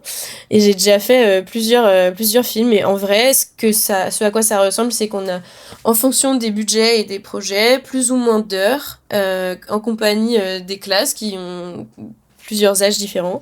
Et là, en janvier, je vais faire avec des primaires pour la première fois. Et je vais même faire une initiation avec des maternelles. Allez. Ok. Donc ça, j'ai hâte de voir. J'adore bosser avec les enfants parce que Ça m'est arrivé de faire des ateliers avec des adultes et des enfants. Donc, il y avait beaucoup de parents-enfants. Et il y avait beaucoup de mères avec leurs filles. Et c'était fou de voir les mères super mal face à devoir bidouiller ce que leurs gamines de 7 ans, elles arrivaient trop bien. Elles étaient là, ah, mais moi, je sais pas faire, j'arrive pas, je suis nulle et tout. Alors que, wesh, elles étaient à côté de leurs enfants et que les enfants, elles y allaient, quoi. Elles étaient pas encore inhibées de la fabrication, de créer, d'avoir confiance dans ce qu'elles allaient pouvoir faire.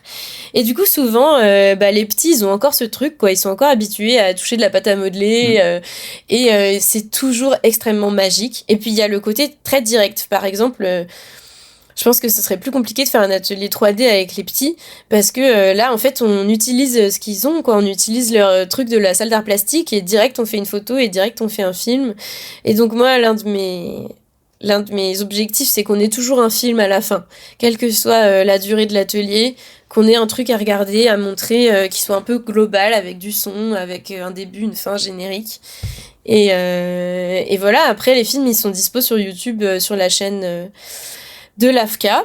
Du coup, je pourrais vous filer les liens si vous voulez. J'en ai déjà fait au moins 4 ou 5. Ah ouais, carrément. Et en septembre, j'ai même fait avec... c'était pour la journée de rentrée des étudiants de Rennes 1. Pardon, de l'université de Rennes. Je crois que ça a changé de nom. Et du coup, on a fait de la Pixie, justement. Ah. Et du coup, c'était un grand atelier où ils étaient invités, s'ils voulaient, à venir sous la caméra faire des trucs, quoi. Et des fois, ils faisaient avec leur corps, des fois, ils utilisaient, je sais pas, des trucs que j'avais apportés, des bouts de tissu, des doudous, des trucs comme ça. Et c'est chouette parce que c'est direct et il y a rien à fabriquer, quoi. Donc, moi, j'étais là pendant 3 heures en mode stand et il y avait d'autres trucs à faire et ils sont passés me voir et voilà. Et sinon, souvent, avec les classes, c'est sur plusieurs jours avec les enseignants et voilà. Donc c'est toujours d'actualité, en tout cas. Tu continues à en faire assez régulièrement des petits... D'ailleurs, heureusement pour mes finances.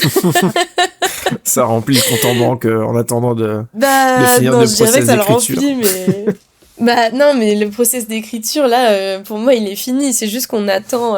Les financements. Imaginez, ça fait 4 ans que j'ai commencé et on a 30% du financement. Ok. Et en vrai, c'est interminable parce que, par exemple, là, j'ai postulé à une région pour avoir les sous, genre en mars, et ils ont dit « Ah, désolé, on a reçu trop de projets, repostulez en septembre. » Du coup, en septembre, j'ai repostulé, et j'aurais pas la réponse avant genre février. Donc, vous imaginez la lenteur de avoir... Et puis, il faut cumuler plusieurs régions, il faut avoir... il faut boucler le budget, quoi. Mais l'un des projets que j'ai en cours en attendant, c'est de faire un petit shortcut pour Arte. Je sais pas si vous voyez ce que c'est les shortcuts. Non, pas du tout. Sur leur, ils ont une émission de court-métrage qui s'appelle Court Circuit. Okay. Et à l'intérieur de l'émission, il y a des petits interludes qui s'appellent des shortcuts, qui sont 1 minute d'animation, qui servent à faire une évocation, un résumé, une impression par différents auteurs de cinéma d'animation d'un film connu. Et du coup, moi, je m'apprête à faire Talon aiguille d'Almodovar en 1 minute d'animation, et je pense que je vais utiliser ma technique trop stylé. De prédilection. Et ouais, c'est trop stylé, et ça, pareil, c'est chouette, c'est une chose qui me permet d'avoir un peu de travail et aussi d'avoir un peu de choses à me mettre sous la dent, notamment parce que là, je vais fabriquer, quoi, j'ai trop hâte. Ok. Mais du coup, ça t'arrive souvent d'avoir des prods, des fois plus commerciales, peut-être participer à l'élaboration de pubs, ou alors des vidéos plus corpo, des choses qui rentrent moins non, dans ça m'est jamais arrivé. Okay. Même si j'ai été en lien à un moment avec une agence, une agence, enfin des agents, quoi, vous voyez, un peu comme 10% qui mettent en lien des auteurs avec des clients qui ont des demandes. Mais ça s'est jamais arrivé qu'ils me choisissent moi. Et aussi, moi, j'étais toujours très très mal à l'aise parce que c'est pas... déjà, c'est le capitalisme très très fort. Et du coup, de produire quelque chose pour vendre des choses, ça me faisait bizarre, tu vois, de faire mes films politiques et engagés et à côté de participer. Mais en vrai, je l'ai jamais fait et à chaque fois, j'ai hésité parce que c'est super bien payé mais c'est compliqué parce que tu décides très peu de choses. Les décideurs, les clients, ils ont déjà fait un briefing entre eux. Ils ont déjà un agent artistique qui a décidé. Il a écrit le petit pitch. Et souvent, ça correspond pas à toutes mes valeurs. Mais je pense que je suis aussi un petit peu exigeante de ça. Mais bref, ça m'est jamais arrivé de faire des pubs ou des trucs corpo. Par contre, j'ai fait ces 2 bandes-annonces de festival que vous avez vues. Et le petit shortcut, mais ça, c'est aussi un truc d'auteur un peu... Bon. Donc ça va être des missions un peu ponctuelles comme ça, plus des ateliers un peu de temps en autre pour un peu... comment on dit ça ? Faire mon intermittence.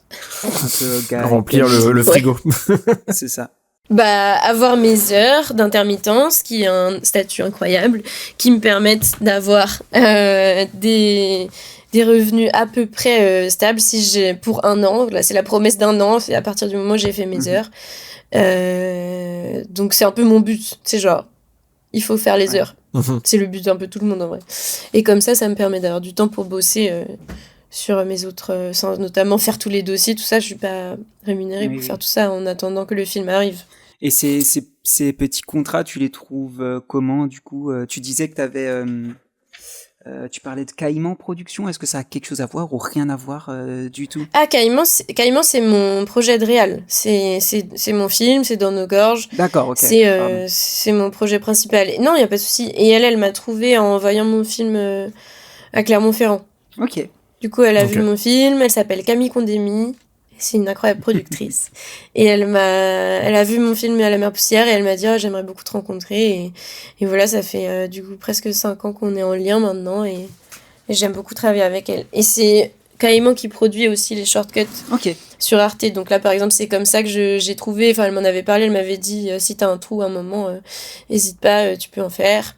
Trop bien. Et sinon, l'AFCA, ils savaient que j'habitais à Rennes, ils m'ont vu au festival, et à partir du moment où tu le fais une fois, après tu le fais 2 fois, 3 fois, enfin c'est beaucoup du réseau, du bouche à oreille, peut-être un jour tu vas remplacer quelqu'un. J'ai une collègue qui fait de la stop-mo qui s'appelle... encore une Charlotte, Charlotte Le Floch, qui habite à Groix et qui est dans l'asso de création artistique de Groix et qui m'a proposé de venir faire un atelier en novembre. Donc voilà, j'ai fait un atelier, là c'était avec juste des enfants, enfin c'était pas une classe. Donc voilà, après je croule pas non plus sous les demandes. Hein. Non, mais c'est principalement... Donc si vous avez du travail, mon numéro... C'est principalement du bouche à oreille, quoi, du réseautage un peu classique. Ouais, quand même, ouais. Non, vu qu'on a quand même une audience qui est aussi beaucoup freelance et qui peut être aussi soumise à ces problématiques de recherche de contrats et tout, c'est toujours intéressant de voir aussi comment, dans notre corps de métier, ça se fait aussi, quoi. Ouais. Parce que du coup, j'ai un peu regardé sur Insta, t'as reçu des prix pour À la mer poussière et Les filles au vent. Ouais, de ouf. C'est Les filles du vent. Les filles du vent, d'accord, pardon. Ah, c'est moi qui me suis trompé, Kevin. Je m'excuse. C'est pas grave.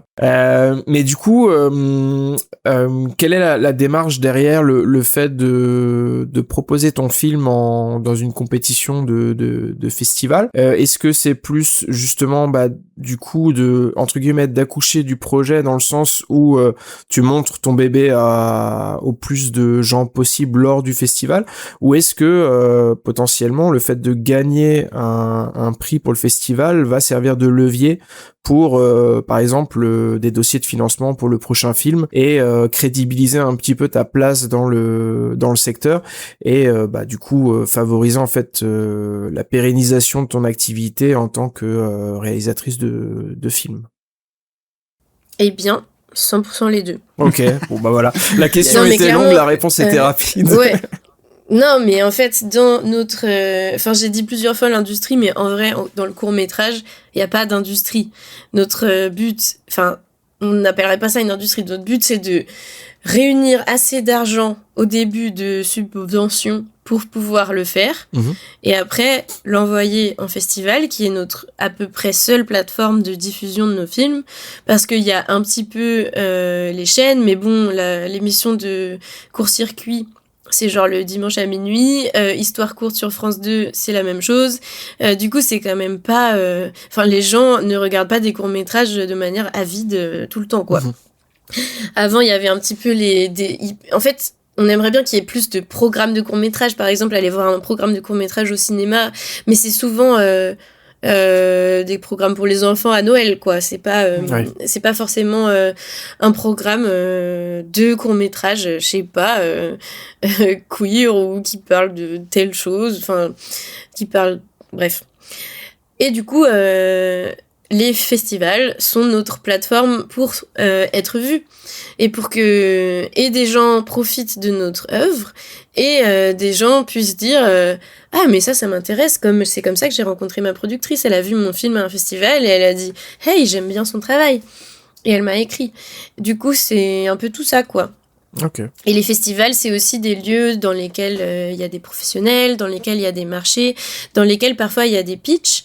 Donc c'est des séances où on vient et on présente notre projet. Donc là, par exemple, on retourne à Clermont-Ferrand en février pour montrer notre projet à Euroconnexion, qui va être les... Pardon, en fait, je suis en train de réaliser qu'on va peut-être être diffusé après février. Ah oui, effectivement. Oui, oui. Tout à fait. Du coup, Mais c'est pas grave. Ok. La commu le sait qu'on tourne un peu des épisodes en avance exceptionnellement cette année. Bah du coup, on pitch à Clermont, par exemple, devant des producteurs européens, dans le but de avoir une coprod potentielle. Donc voilà, c'est aussi des lieux de mise en réseau. Ok. Je me demandais si t'avais, je sais pas, un genre de starter pack pour commencer le stop motion à petite échelle, un truc, incontournable si on veut commencer à s'y mettre. Est-ce que le téléphone, par exemple, ça suffit au début pour faire un peu de stop motion? Est-ce qu'il y a des applications qui existent, des trucs comme ça? Oui, je pense que franchement le premier truc c'est avoir envie. Enfin c'est que ça te fasse un peu rêver, que ça fasse un petit truc de paillettes. Enfin il y a plein de gens, quand je leur dis mon métier, ils sont en mode ouah trop stylé, mais moi je pourrais jamais, hein. Trop long, j'ai pas la patience. Moi je suis pas quelqu'un d'hyper patient. Par contre je pense que je suis très persévérante et minutieuse, et du coup ces deux-là me permettent de faire mon truc. Et je pense que c'est presque un avantage de pas être très patient, parce que si t'es trop patient, tu peux te lancer dans des choses mais vraiment, vraiment interminables. Enfin, tu vois, il y a des gens qui décident de faire des films où chaque image, c'est l'impression d'une gravure, tu vois. Du coup, tu dois faire les gravures et après les imprimer et nanana. Et du coup, c'est du total délire en termes de temps. Et après, why not? Mais je pense que moi, n'étant pas très patiente, je peux pas faire ça. Okay. Du coup, il y a des applis sur... Enfin, genre, maintenant qu'on a des smartphones, c'est quand même vachement plus accessible de commencer. Enfin, c'est juste que je pensais à moi quand j'étais au lycée et que c'était pas tout à fait aussi fluide. Et il y a Stop Motion Studio, je pense, qui doit être assez intuitive. Moi, je m'en sers pas parce que j'ai le logiciel pro qui s'appelle Dragon Frame et qui en vrai est pas très cher. Il coûte à peine 200 €, je crois. Ce qui est pas très cher pour un logiciel pro utilisé internationalement. Ouais, il n'y a pas d'abonnement, c'est une fois. Hein, il me semble. Ouais, merci Dragon Frame. T'imagines, putain. Pardon. Ouais, c'est clair. Et du coup, moi, je dirais juste l'envie, et il faut une table, une pièce qui peut faire le noir, si t'as envie de pouvoir maîtriser ta lumière, sinon c'est pas grave. Et par exemple, moi, tous mes ateliers avec les gamins, je les fais dans les salles de classe, avec la lumière de dehors, les néons allumés et tout, et bah c'est pas parfait, c'est pas magique comme un film pro, mais par contre, bah c'est super direct pour eux. Ouais. On n'est pas obligé d'avoir une petite pièce séparée dans laquelle ils vont rentrer un par un et tout. Du coup, on peut quand même avoir un résultat satisfaisant. Ouais, carrément. Ouais. Moi, je dirais une petite appli, et si t'as pas d'appli, bah juste des photos les unes à la suite des autres. Enfin, moi, mes premières animes stop mo, je les ai faites avec les appareils compacts de nos parents, quoi, avec lesquels j'avais même pas un pied, et du coup ça bougeait, mais en même temps c'était quand même un peu de la stop mo. Enfin, moi je pense qu'il faut tenter, et aussi il faut pas trop vouloir uniquement le faire pour partager. Enfin, c'est sûr que si tu le fais pour le partager, ça va être moins bien que tout ce qui existe sur Internet. Du coup, si tu le fais pour toi, moi, un jour, j'ai fait une conférence à des lycéens et pour essayer de me sentir proche d'eux et que eux se sentent proches de moi surtout, je leur ai montré ce que je faisais au lycée. Et du coup, c'était un peu nulasse ce que je faisais et en même temps, c'était le début de mon travail. Il y avait plein de trucs qui étaient en lien avec ce que je faisais aujourd'hui, même si c'était moche. Et du coup, ça les faisait me pouffer de rire, mais en même temps, je me disais, autant les quelques-uns qui se disent mais moi ce que je fais par rapport à elle c'est nul, et ils peuvent se dire mais quand on avait le même âge on faisait la même le même délire truc pas ouf quoi. Oui, ça rassure un peu, ouais. Okay. En tout cas c'est sûr qu'à l'ère de tout ce qui est zinzin des réseaux sociaux, moi j'aurais pas pu survivre je pense s'il y avait eu Instagram quand j'étais ado. Que ce soit en termes d'addiction ou juste de voir tout ce que les gens font. Enfin, c'est incroyable tout ce qui se passe et quand même pouvoir faire un petit peu dans sa petite bulle sans se comparer en permanence, je dirais que ça fait partie du startup pack, mais pas uniquement pour la stock. Non. Oui, carrément. Oui, on peut vite se sentir dépassé. C'est à double tranchant. Ça peut être une source intarissable d'inspiration, comme ça peut être justement le syndrome de l'imposteur, de se dire mais il y en a tellement qui font mieux que moi. Alors après, tu prends un instant T, mais en vrai, si tu persévères, tu peux arriver au niveau de ces gens.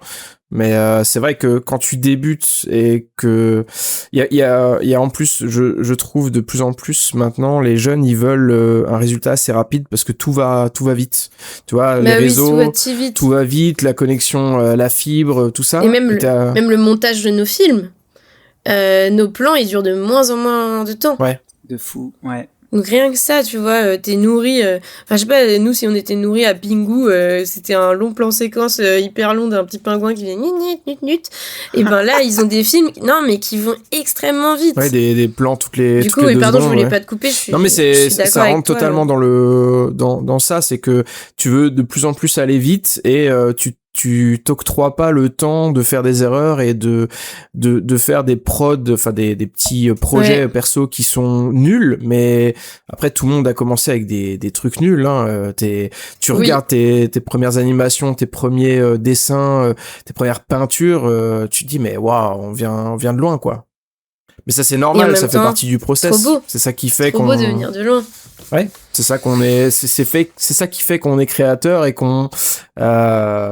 qu'après on apprécie justement cette maîtrise, ce côté technique, cette créativité qu'on a réussi à accumuler au fur et à mesure des années. Mais c'est par rapport à la création en particulier, il y a ce rapport à la tentative et à l'échec avec lequel par exemple moi j'ai beaucoup de mal. J'ai beaucoup de mal de faire des essais et que ça marche pas tout de suite comme je veux et tout. Du coup, je pense que les réseaux sociaux et de voir ces sortes de montages où tout est effacé, tout le process d'essai et d'erreur est effacé, même pour faire une chose. Et des moments où tu galères, les moments où t'as envie d'arrêter, de tout jeter par terre et tout, ça se voit pas, mais c'est quand même là, quoi. Mais c'est un peu comme tout sur Internet, hein. Clairement. Et dernier petit point avant d'effectivement enchaîner un peu sur les questions de fin de podcast.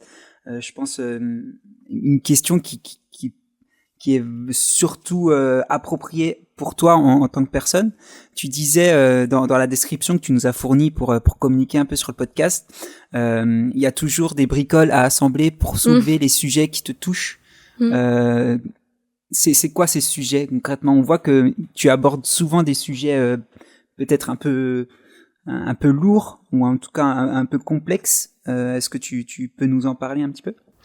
Je pense que c'est des sujets qui évoluent avec moi. Du coup, je peux répondre à là où j'en suis aujourd'hui.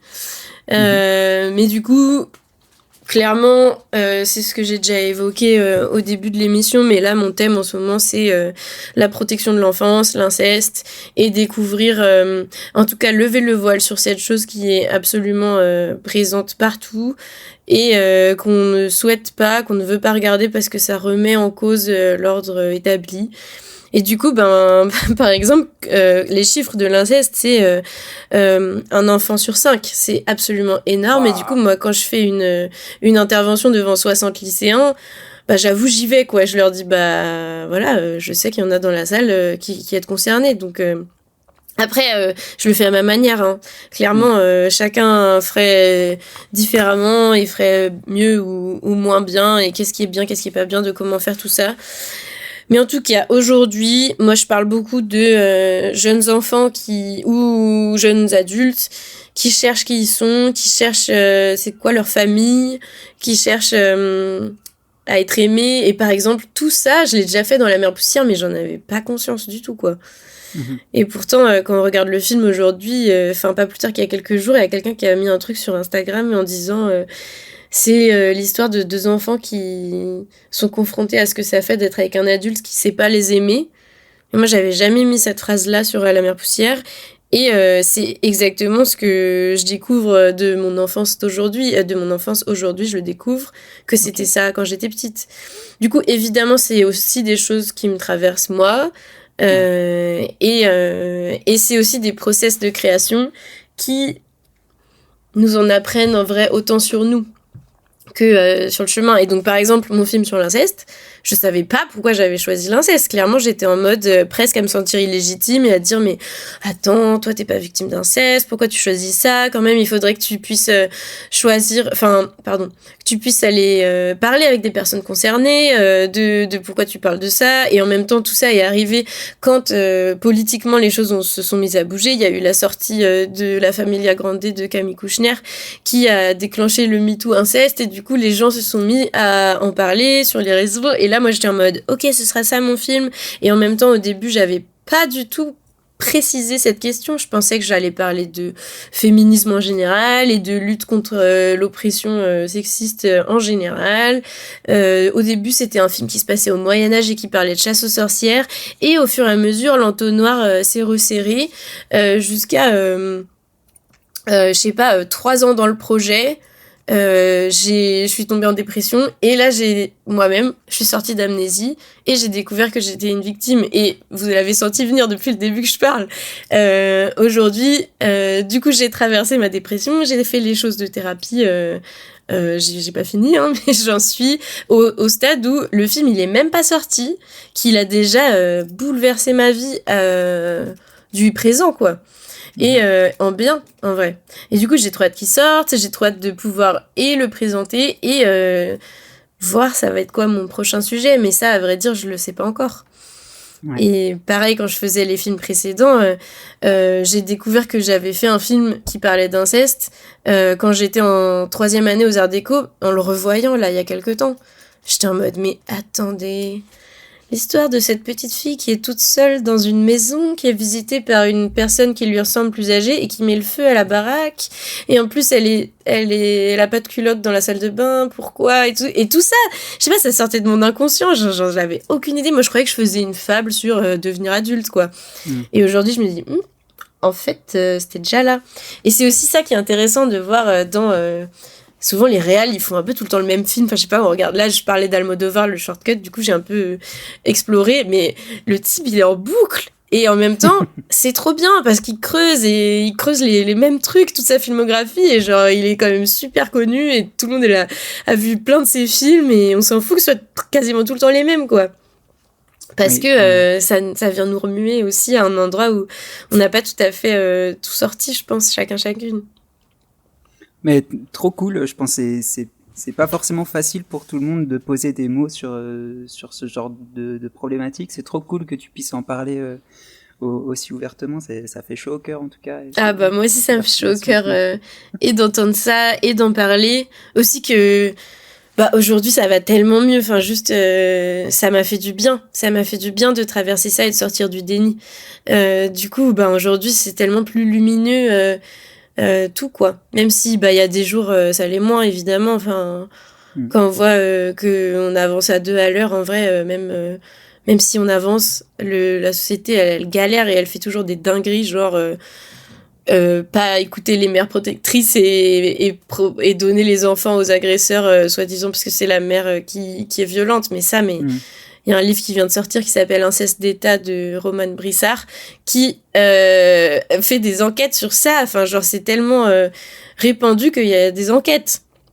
Putain, Ça, ouais. Et des mères qui doivent fuir pour pas aller en prison parce qu'elles souhaitent pas que leur gosse aille chez les pères incesteurs. Enfin, en vrai, c'est du délire, cette chose qui est en train d'être soulevée. C'est vraiment très, très délirant. Mais je pense que ça va vers le bon. Ouais, on espère en tout cas. Ah ouais, j'y crois. J'ai encore de l'espoir. Je suis désolé de continuer un peu sur cette thématique, mais est-ce que... Mais je suis contente, hein, moi j'adore. Okay. Je suis là pour ça, c'est mon travail. Est-ce que d'une certaine manière, la réalisation de ces films, c'est peut-être de la psychologie de comptoir, j'en sais rien, mais est-ce que ce serait pas un peu le prolongement de la thérapie que tu es en train de mener, de fait d'exorciser un peu tout ça, de matérialiser et de justement le faire sortir un peu de toi aussi? Bah, j'aurais pas dit que c'est le prolongement, j'aurais plutôt dit que c'est le truc avant. Enfin, genre, c'est l'antécédent, quoi. Ah oui. C'est genre, tu sais pas trop ce qui se passe dans ta tête, les choses, elles sont nébuleuses et tout. En vrai, il y a un terme, c'est la sublimation, je crois. C'est genre, t'as des trucs, t'as des névroses en tant qu'artiste, et tu vas directement les transformer en œuvre sans passer par la parole ou la compréhension verbale de ce que t'as envie de mettre dans n'importe quel type d'œuvre, quoi. Et du coup, moi, j'ai un peu l'impression que mes films, c'est ça, et que dès que je les vois, qu'ils sont finis 2 ans après et que là j'apprends encore des trucs, c'est à ce moment-là que ça commence la thérapie. Okay. Là, il y a la chose particulière avec mon film que ça fait déjà 4 ans que je l'écris, mais du coup, évidemment, il s'est passé énormément de choses dans ces 4 années et du coup, c'est sûr que ça me fait du bien de pouvoir mettre en image, de pouvoir aussi faire les choses qui se sont pas passées. Par exemple, de mettre en scène ce que j'aurais aimé qu'il se passe. Là, dans mon film, on arrive à l'endroit où les enfants, elles s'enfuient de la maison violente. La petite, elle est pas d'accord. La grande, c'est elle qui a l'initiative. Et dès la 2e scène, elles arrivent dans le lieu sécurisé qui va les recueillir et qui va pallier la société défaillante qui les a pas prises en charge. Du coup, putain, ça fait trop du bien parce que là, en fait, même si elles mettent du temps à s'y sentir bien, eh ben, elles sont dans un endroit où on met en scène le rétablissement rêvé, la sécurité, la prise en charge. Et ouais. Du coup, bah moi, évidemment, ça me fait du bien de process ça. Et par exemple, dans La Mère Poussière, l'accident de voiture, c'est quelque chose que j'ai vécu. J'ai eu cet accident de voiture. Bah, du coup, c'est une petite chose, c'est un petit détail dans l'intérieur du film. J'étais toute seule, j'étais en train de conduire, il y avait rien à voir avec le contexte de l'histoire. Mais n'empêche que je sais pas, ça permet de process, ça rend les choses réelles et ça les met dans le passé un peu, oui, d'avoir recréé la bagnole exactement à l'identique et de l'avoir vue casser. Et après, bah, je sais pas, moi, dès que j'ai fini le film, c'était un petit peu une chose qui appartenait au passé plus facilement. Okay. Et je pense que en tant qu'auteur de n'importe quel truc de création, tu processes tes choses même sans t'en rendre compte. Même souvent sans t'en rendre compte. Je pense même que c'est parfois mieux que tu t'en sois pas rendu compte. Ça me fait un peu de l'appréhension sur mon film à venir parce que vu que je suis consciente des choses dont je parle, ça demande beaucoup de torturage de cerveau. Enfin, je me pose sans cesse la question, mais est-ce que ça c'est bien? Est-ce que politiquement, truc chose et tout? Alors que quand je faisais La Mère Poussière, j'avais aucune conscience que je sais pas, ça pouvait être politique. Et notamment quand le teaser de Tricky Woman dont on a parlé, je l'ai fait parce que j'ai eu un prix à ce festival. Et quand on m'a annoncé que j'avais eu un prix à un festival féministe, j'ai pas compris. J'étais là, oh, ah bon, mais mon film il est féministe? Ah bon? Vraiment, c'était pas une chose que j'avais fait en conscience, de raconter l'histoire d'une maman seule qui gère ses gosses et qui est en dépression, avec des enfants qui lui foutent la presse pour qu'elle les aime et qu'elle les abandonne. J'avais pas conscience, je l'ai pas fait dans un but, et j'étais pas encore renseignée ni politisée à l'époque. Mm-hmm. Et n'empêche que c'est ça qui a été vu par le jury de ce festival. Mm-hmm. Ouais, et moi, j'étais trop émue. Et en même temps, j'étais là, je me sentais illégitime, évidemment. Alors qu'aujourd'hui, je vois ce côté-là de mon film. Ouais, donc ça, comme tu dis, ça dormait inconsciemment et tu l'as exprimé sans forcément je pense qu'on a beaucoup de choses qui dorment en nous, ouais. Ou qui dorment pas tant, mais qu'on refuse de regarder. et qui nous font des petits bobos, des petites galères, des schémas qui se répètent tout le temps. Mais ça, c'est un peu exaltant et intéressant de creuser ces trucs. En tout cas, ça m'a répondu à la question que je me suis longtemps posée quand j'étais au lycée en cours de français, de me dire, mais est-ce que les auteurs, ils ont vraiment pensé, là, l'auteur a voulu dire blablabla, à tout ce que on est en train d'écrire, là. Moi, je me disais, mais c'est pas possible, enfin, genre... À aucun moment. Mais ils sont pas en train d'écrire et de se faire la philosophie et l'analyse dans leur tête en même temps. Et du coup, ça, pour moi, ça a répondu à la question, mais ça m'a fait aussi, mais c'est pas faux qu'on voit tout ça à l'intérieur. Et parfois, il y a des choix, mais il y a aussi parfois plein de choses qui sont choisies par une entité un peu plus loin que notre conscient, quoi. Oui. Et donc, c'est un peu les deux, tu vois. Donc, si un jour, des gens font des analyses de la mère poussière et qui disent l'autrice a voulu parler de blablabla, et ben, ils pourront dire de fait, elle l'a fait, mais en vrai, elle savait pas tout quand elle l'a fait. Oui. Et du coup, les Molières, etc., peut-être pas non plus, quoi. Peut-être pas conscientisés à ce point-là.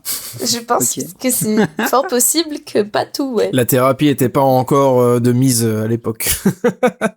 Je pense pas qu'il soit venu voir un psy Molière, mais... Ouais, je pense pas non plus. En tout cas, ton projet à venir, tu l'as dit, c'est ce nouveau court-métrage que tu essayes de faire financer. Est-ce que tu as des échéances? Tu nous parlais peut-être de février pour une des régions qui doit te répondre notamment sur cette demande de financement. Comment ça va se passer dans les mois à suivre? Eh ben, j'ai 3 régions auxquelles on a déposé, dont on attend les réponses, qui vont arriver entre décembre et février, je pense. Et on va pitcher le film à Clermont-Ferrand, et il faut qu'on postule au CNC et qu'on trouve une chaîne. Donc c'est à peu près là où on en est dans les échéances du film. Mais par exemple, demain, j'ai une session où Clermont-Ferrand va donner son avis un peu sur le scénario, donc on va voir ce que ça donne à ce moment-là. Ok, trop cool. Bah, parce qu'en fonction des retours, il y a du travail ou pas à faire. Oui, donc voilà. Et du coup, il y a le shortcut aussi sur lequel tu vas travailler sur Almodovar. Ouais. Bah ça, c'est pour fin mars, donc je pense qu'il sera peut-être... je sais pas quand est-ce qu'ils vont choisir de le diffuser, mais pour l'instant, j'ai pas encore commencé. J'ai mon atelier avec les petits en janvier aussi. Okay, et c'est à peu près les choses que j'ai. Franchement, j'aimerais bien pouvoir bosser en tant que technicienne un petit coup, mais à Rennes, en ce moment, il n'y a pas énormément de travail. Ok, ça marche. Ça peut se débloquer en tout cas d'ici là. On sait jamais. On sait jamais. J'espère. Est-ce que tu peux nous partager une œuvre, que ce soit récent ou ancien, qui t'a inspiré ou qui t'a donné envie de faire ce que tu fais aujourd'hui? J'ai cité pas mal d'œuvres. Du coup, toutes celles que j'ai citées, en vrai, elles peuvent compter. Okay. Mais il y a un film que j'ai vu quand j'étais en Erasmus qui s'appelle Sonate d'automne de Ingmar Bergman, qui est l'histoire d'une femme qui est absolument impressionnée par sa mère et la mère la méprise un petit peu et il y a des enjeux de compétition entre elles et d'amour et pas d'amour, et quand je vois ce film, il me chamboule à l'endroit de qui on est, qui on a envie d'être et qu'est-ce que nos parents veulent de nous. Et j'aime beaucoup ce film et c'est trop marrant parce que c'est une de mes références depuis longtemps, et dans le shortcut que j'ai choisi de faire là, donc j'ai choisi Talon aiguille d'Almodovar avant de l'avoir vu, je l'ai regardé et non seulement il y a la même dynamique qui s'instaure entre la mère et la fille, mais en plus, et moi j'étais là, trop marrant comme dans Sonate d'automne, en plus, elle en parle un moment. La fille du film, qui s'appelle Rebecca, elle parle à sa mère qui s'appelle Becky, donc déjà vous voyez un peu le problème qui commence. Becky, Rebecca. Elle lui dit mais tu sais, c'est comme dans ce film Sonate d'automne. Et moi j'étais en mode lol. Du coup, je parle de ça. Et sinon, il y a un livre qui, je pense que tout le monde doit lire, qui s'intéresse à l'inceste et que même tout le monde doit lire en fait, parce qu'il y a de l'inceste partout. C'est une BD qui s'appelle Ce que Cécile sait, dont l'autrice est Cécile C. C-E-E. Génial. Elle a fait cette petite blague. Et c'est à moitié un essai, un témoignage et une analyse socio et anthropo sur l'inceste avec plein de dessins. Et c'est beaucoup plus facile à lire que d'autres ouvrages importants sur le sujet comme Le berceau des dominations. Mais du coup, ce que Cécile sait vraiment, c'est ma star du moment et pour plusieurs années, je pense. Et si vous avez la flemme de lâcher, vous pouvez juste regarder les posts Instagram qu'elle fait. C'est un travail de fou. Ok, trop cool. Je me note ça. Hop. C'est vrai qu'on a pas mal de rêves. Vous allez avoir des devoirs là, les petits auditeurs. Plein de liens à cliquer. Plein de liens à cliquer. Non, mais c'est cool. Franchement, c'est trop cool. Est-ce que tu aurais une boisson apéritive favorite? Eh bien, très clairement, je vais répondre le cidre, car je suis une Bretonne d'adoption et j'ai découvert le cidre fermier là que l'oncle de la grand-mère de je sais pas quoi il fait dans sa ferme et qu'il faut garder les bouteilles pour lui ramener pour les re-remplir l'année d'après. Yes. Et ben c'est absolument délicieux et pour moi ça représente un peu la nouvelle vie. Ok. Ma nouvelle vie. Trop cool. Bah écoute, merci infiniment Héloïse. Bah merci à vous, c'était super. C'était trop cool. Merci de ton partage, de ta disponibilité, de ton aura qui est très communicative. C'était trop cool.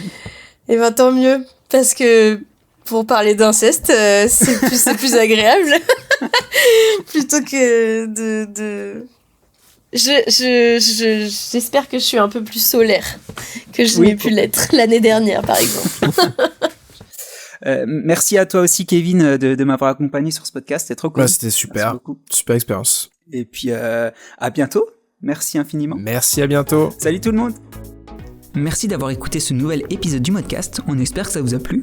Un grand merci à notre invitée de nous avoir donné de son temps et pour toutes les infos qu'elle nous a partagées. N'hésitez pas à aller la suivre sur ses réseaux. Quant à nous, retrouvez les apéros Motion Design sur tous les réseaux.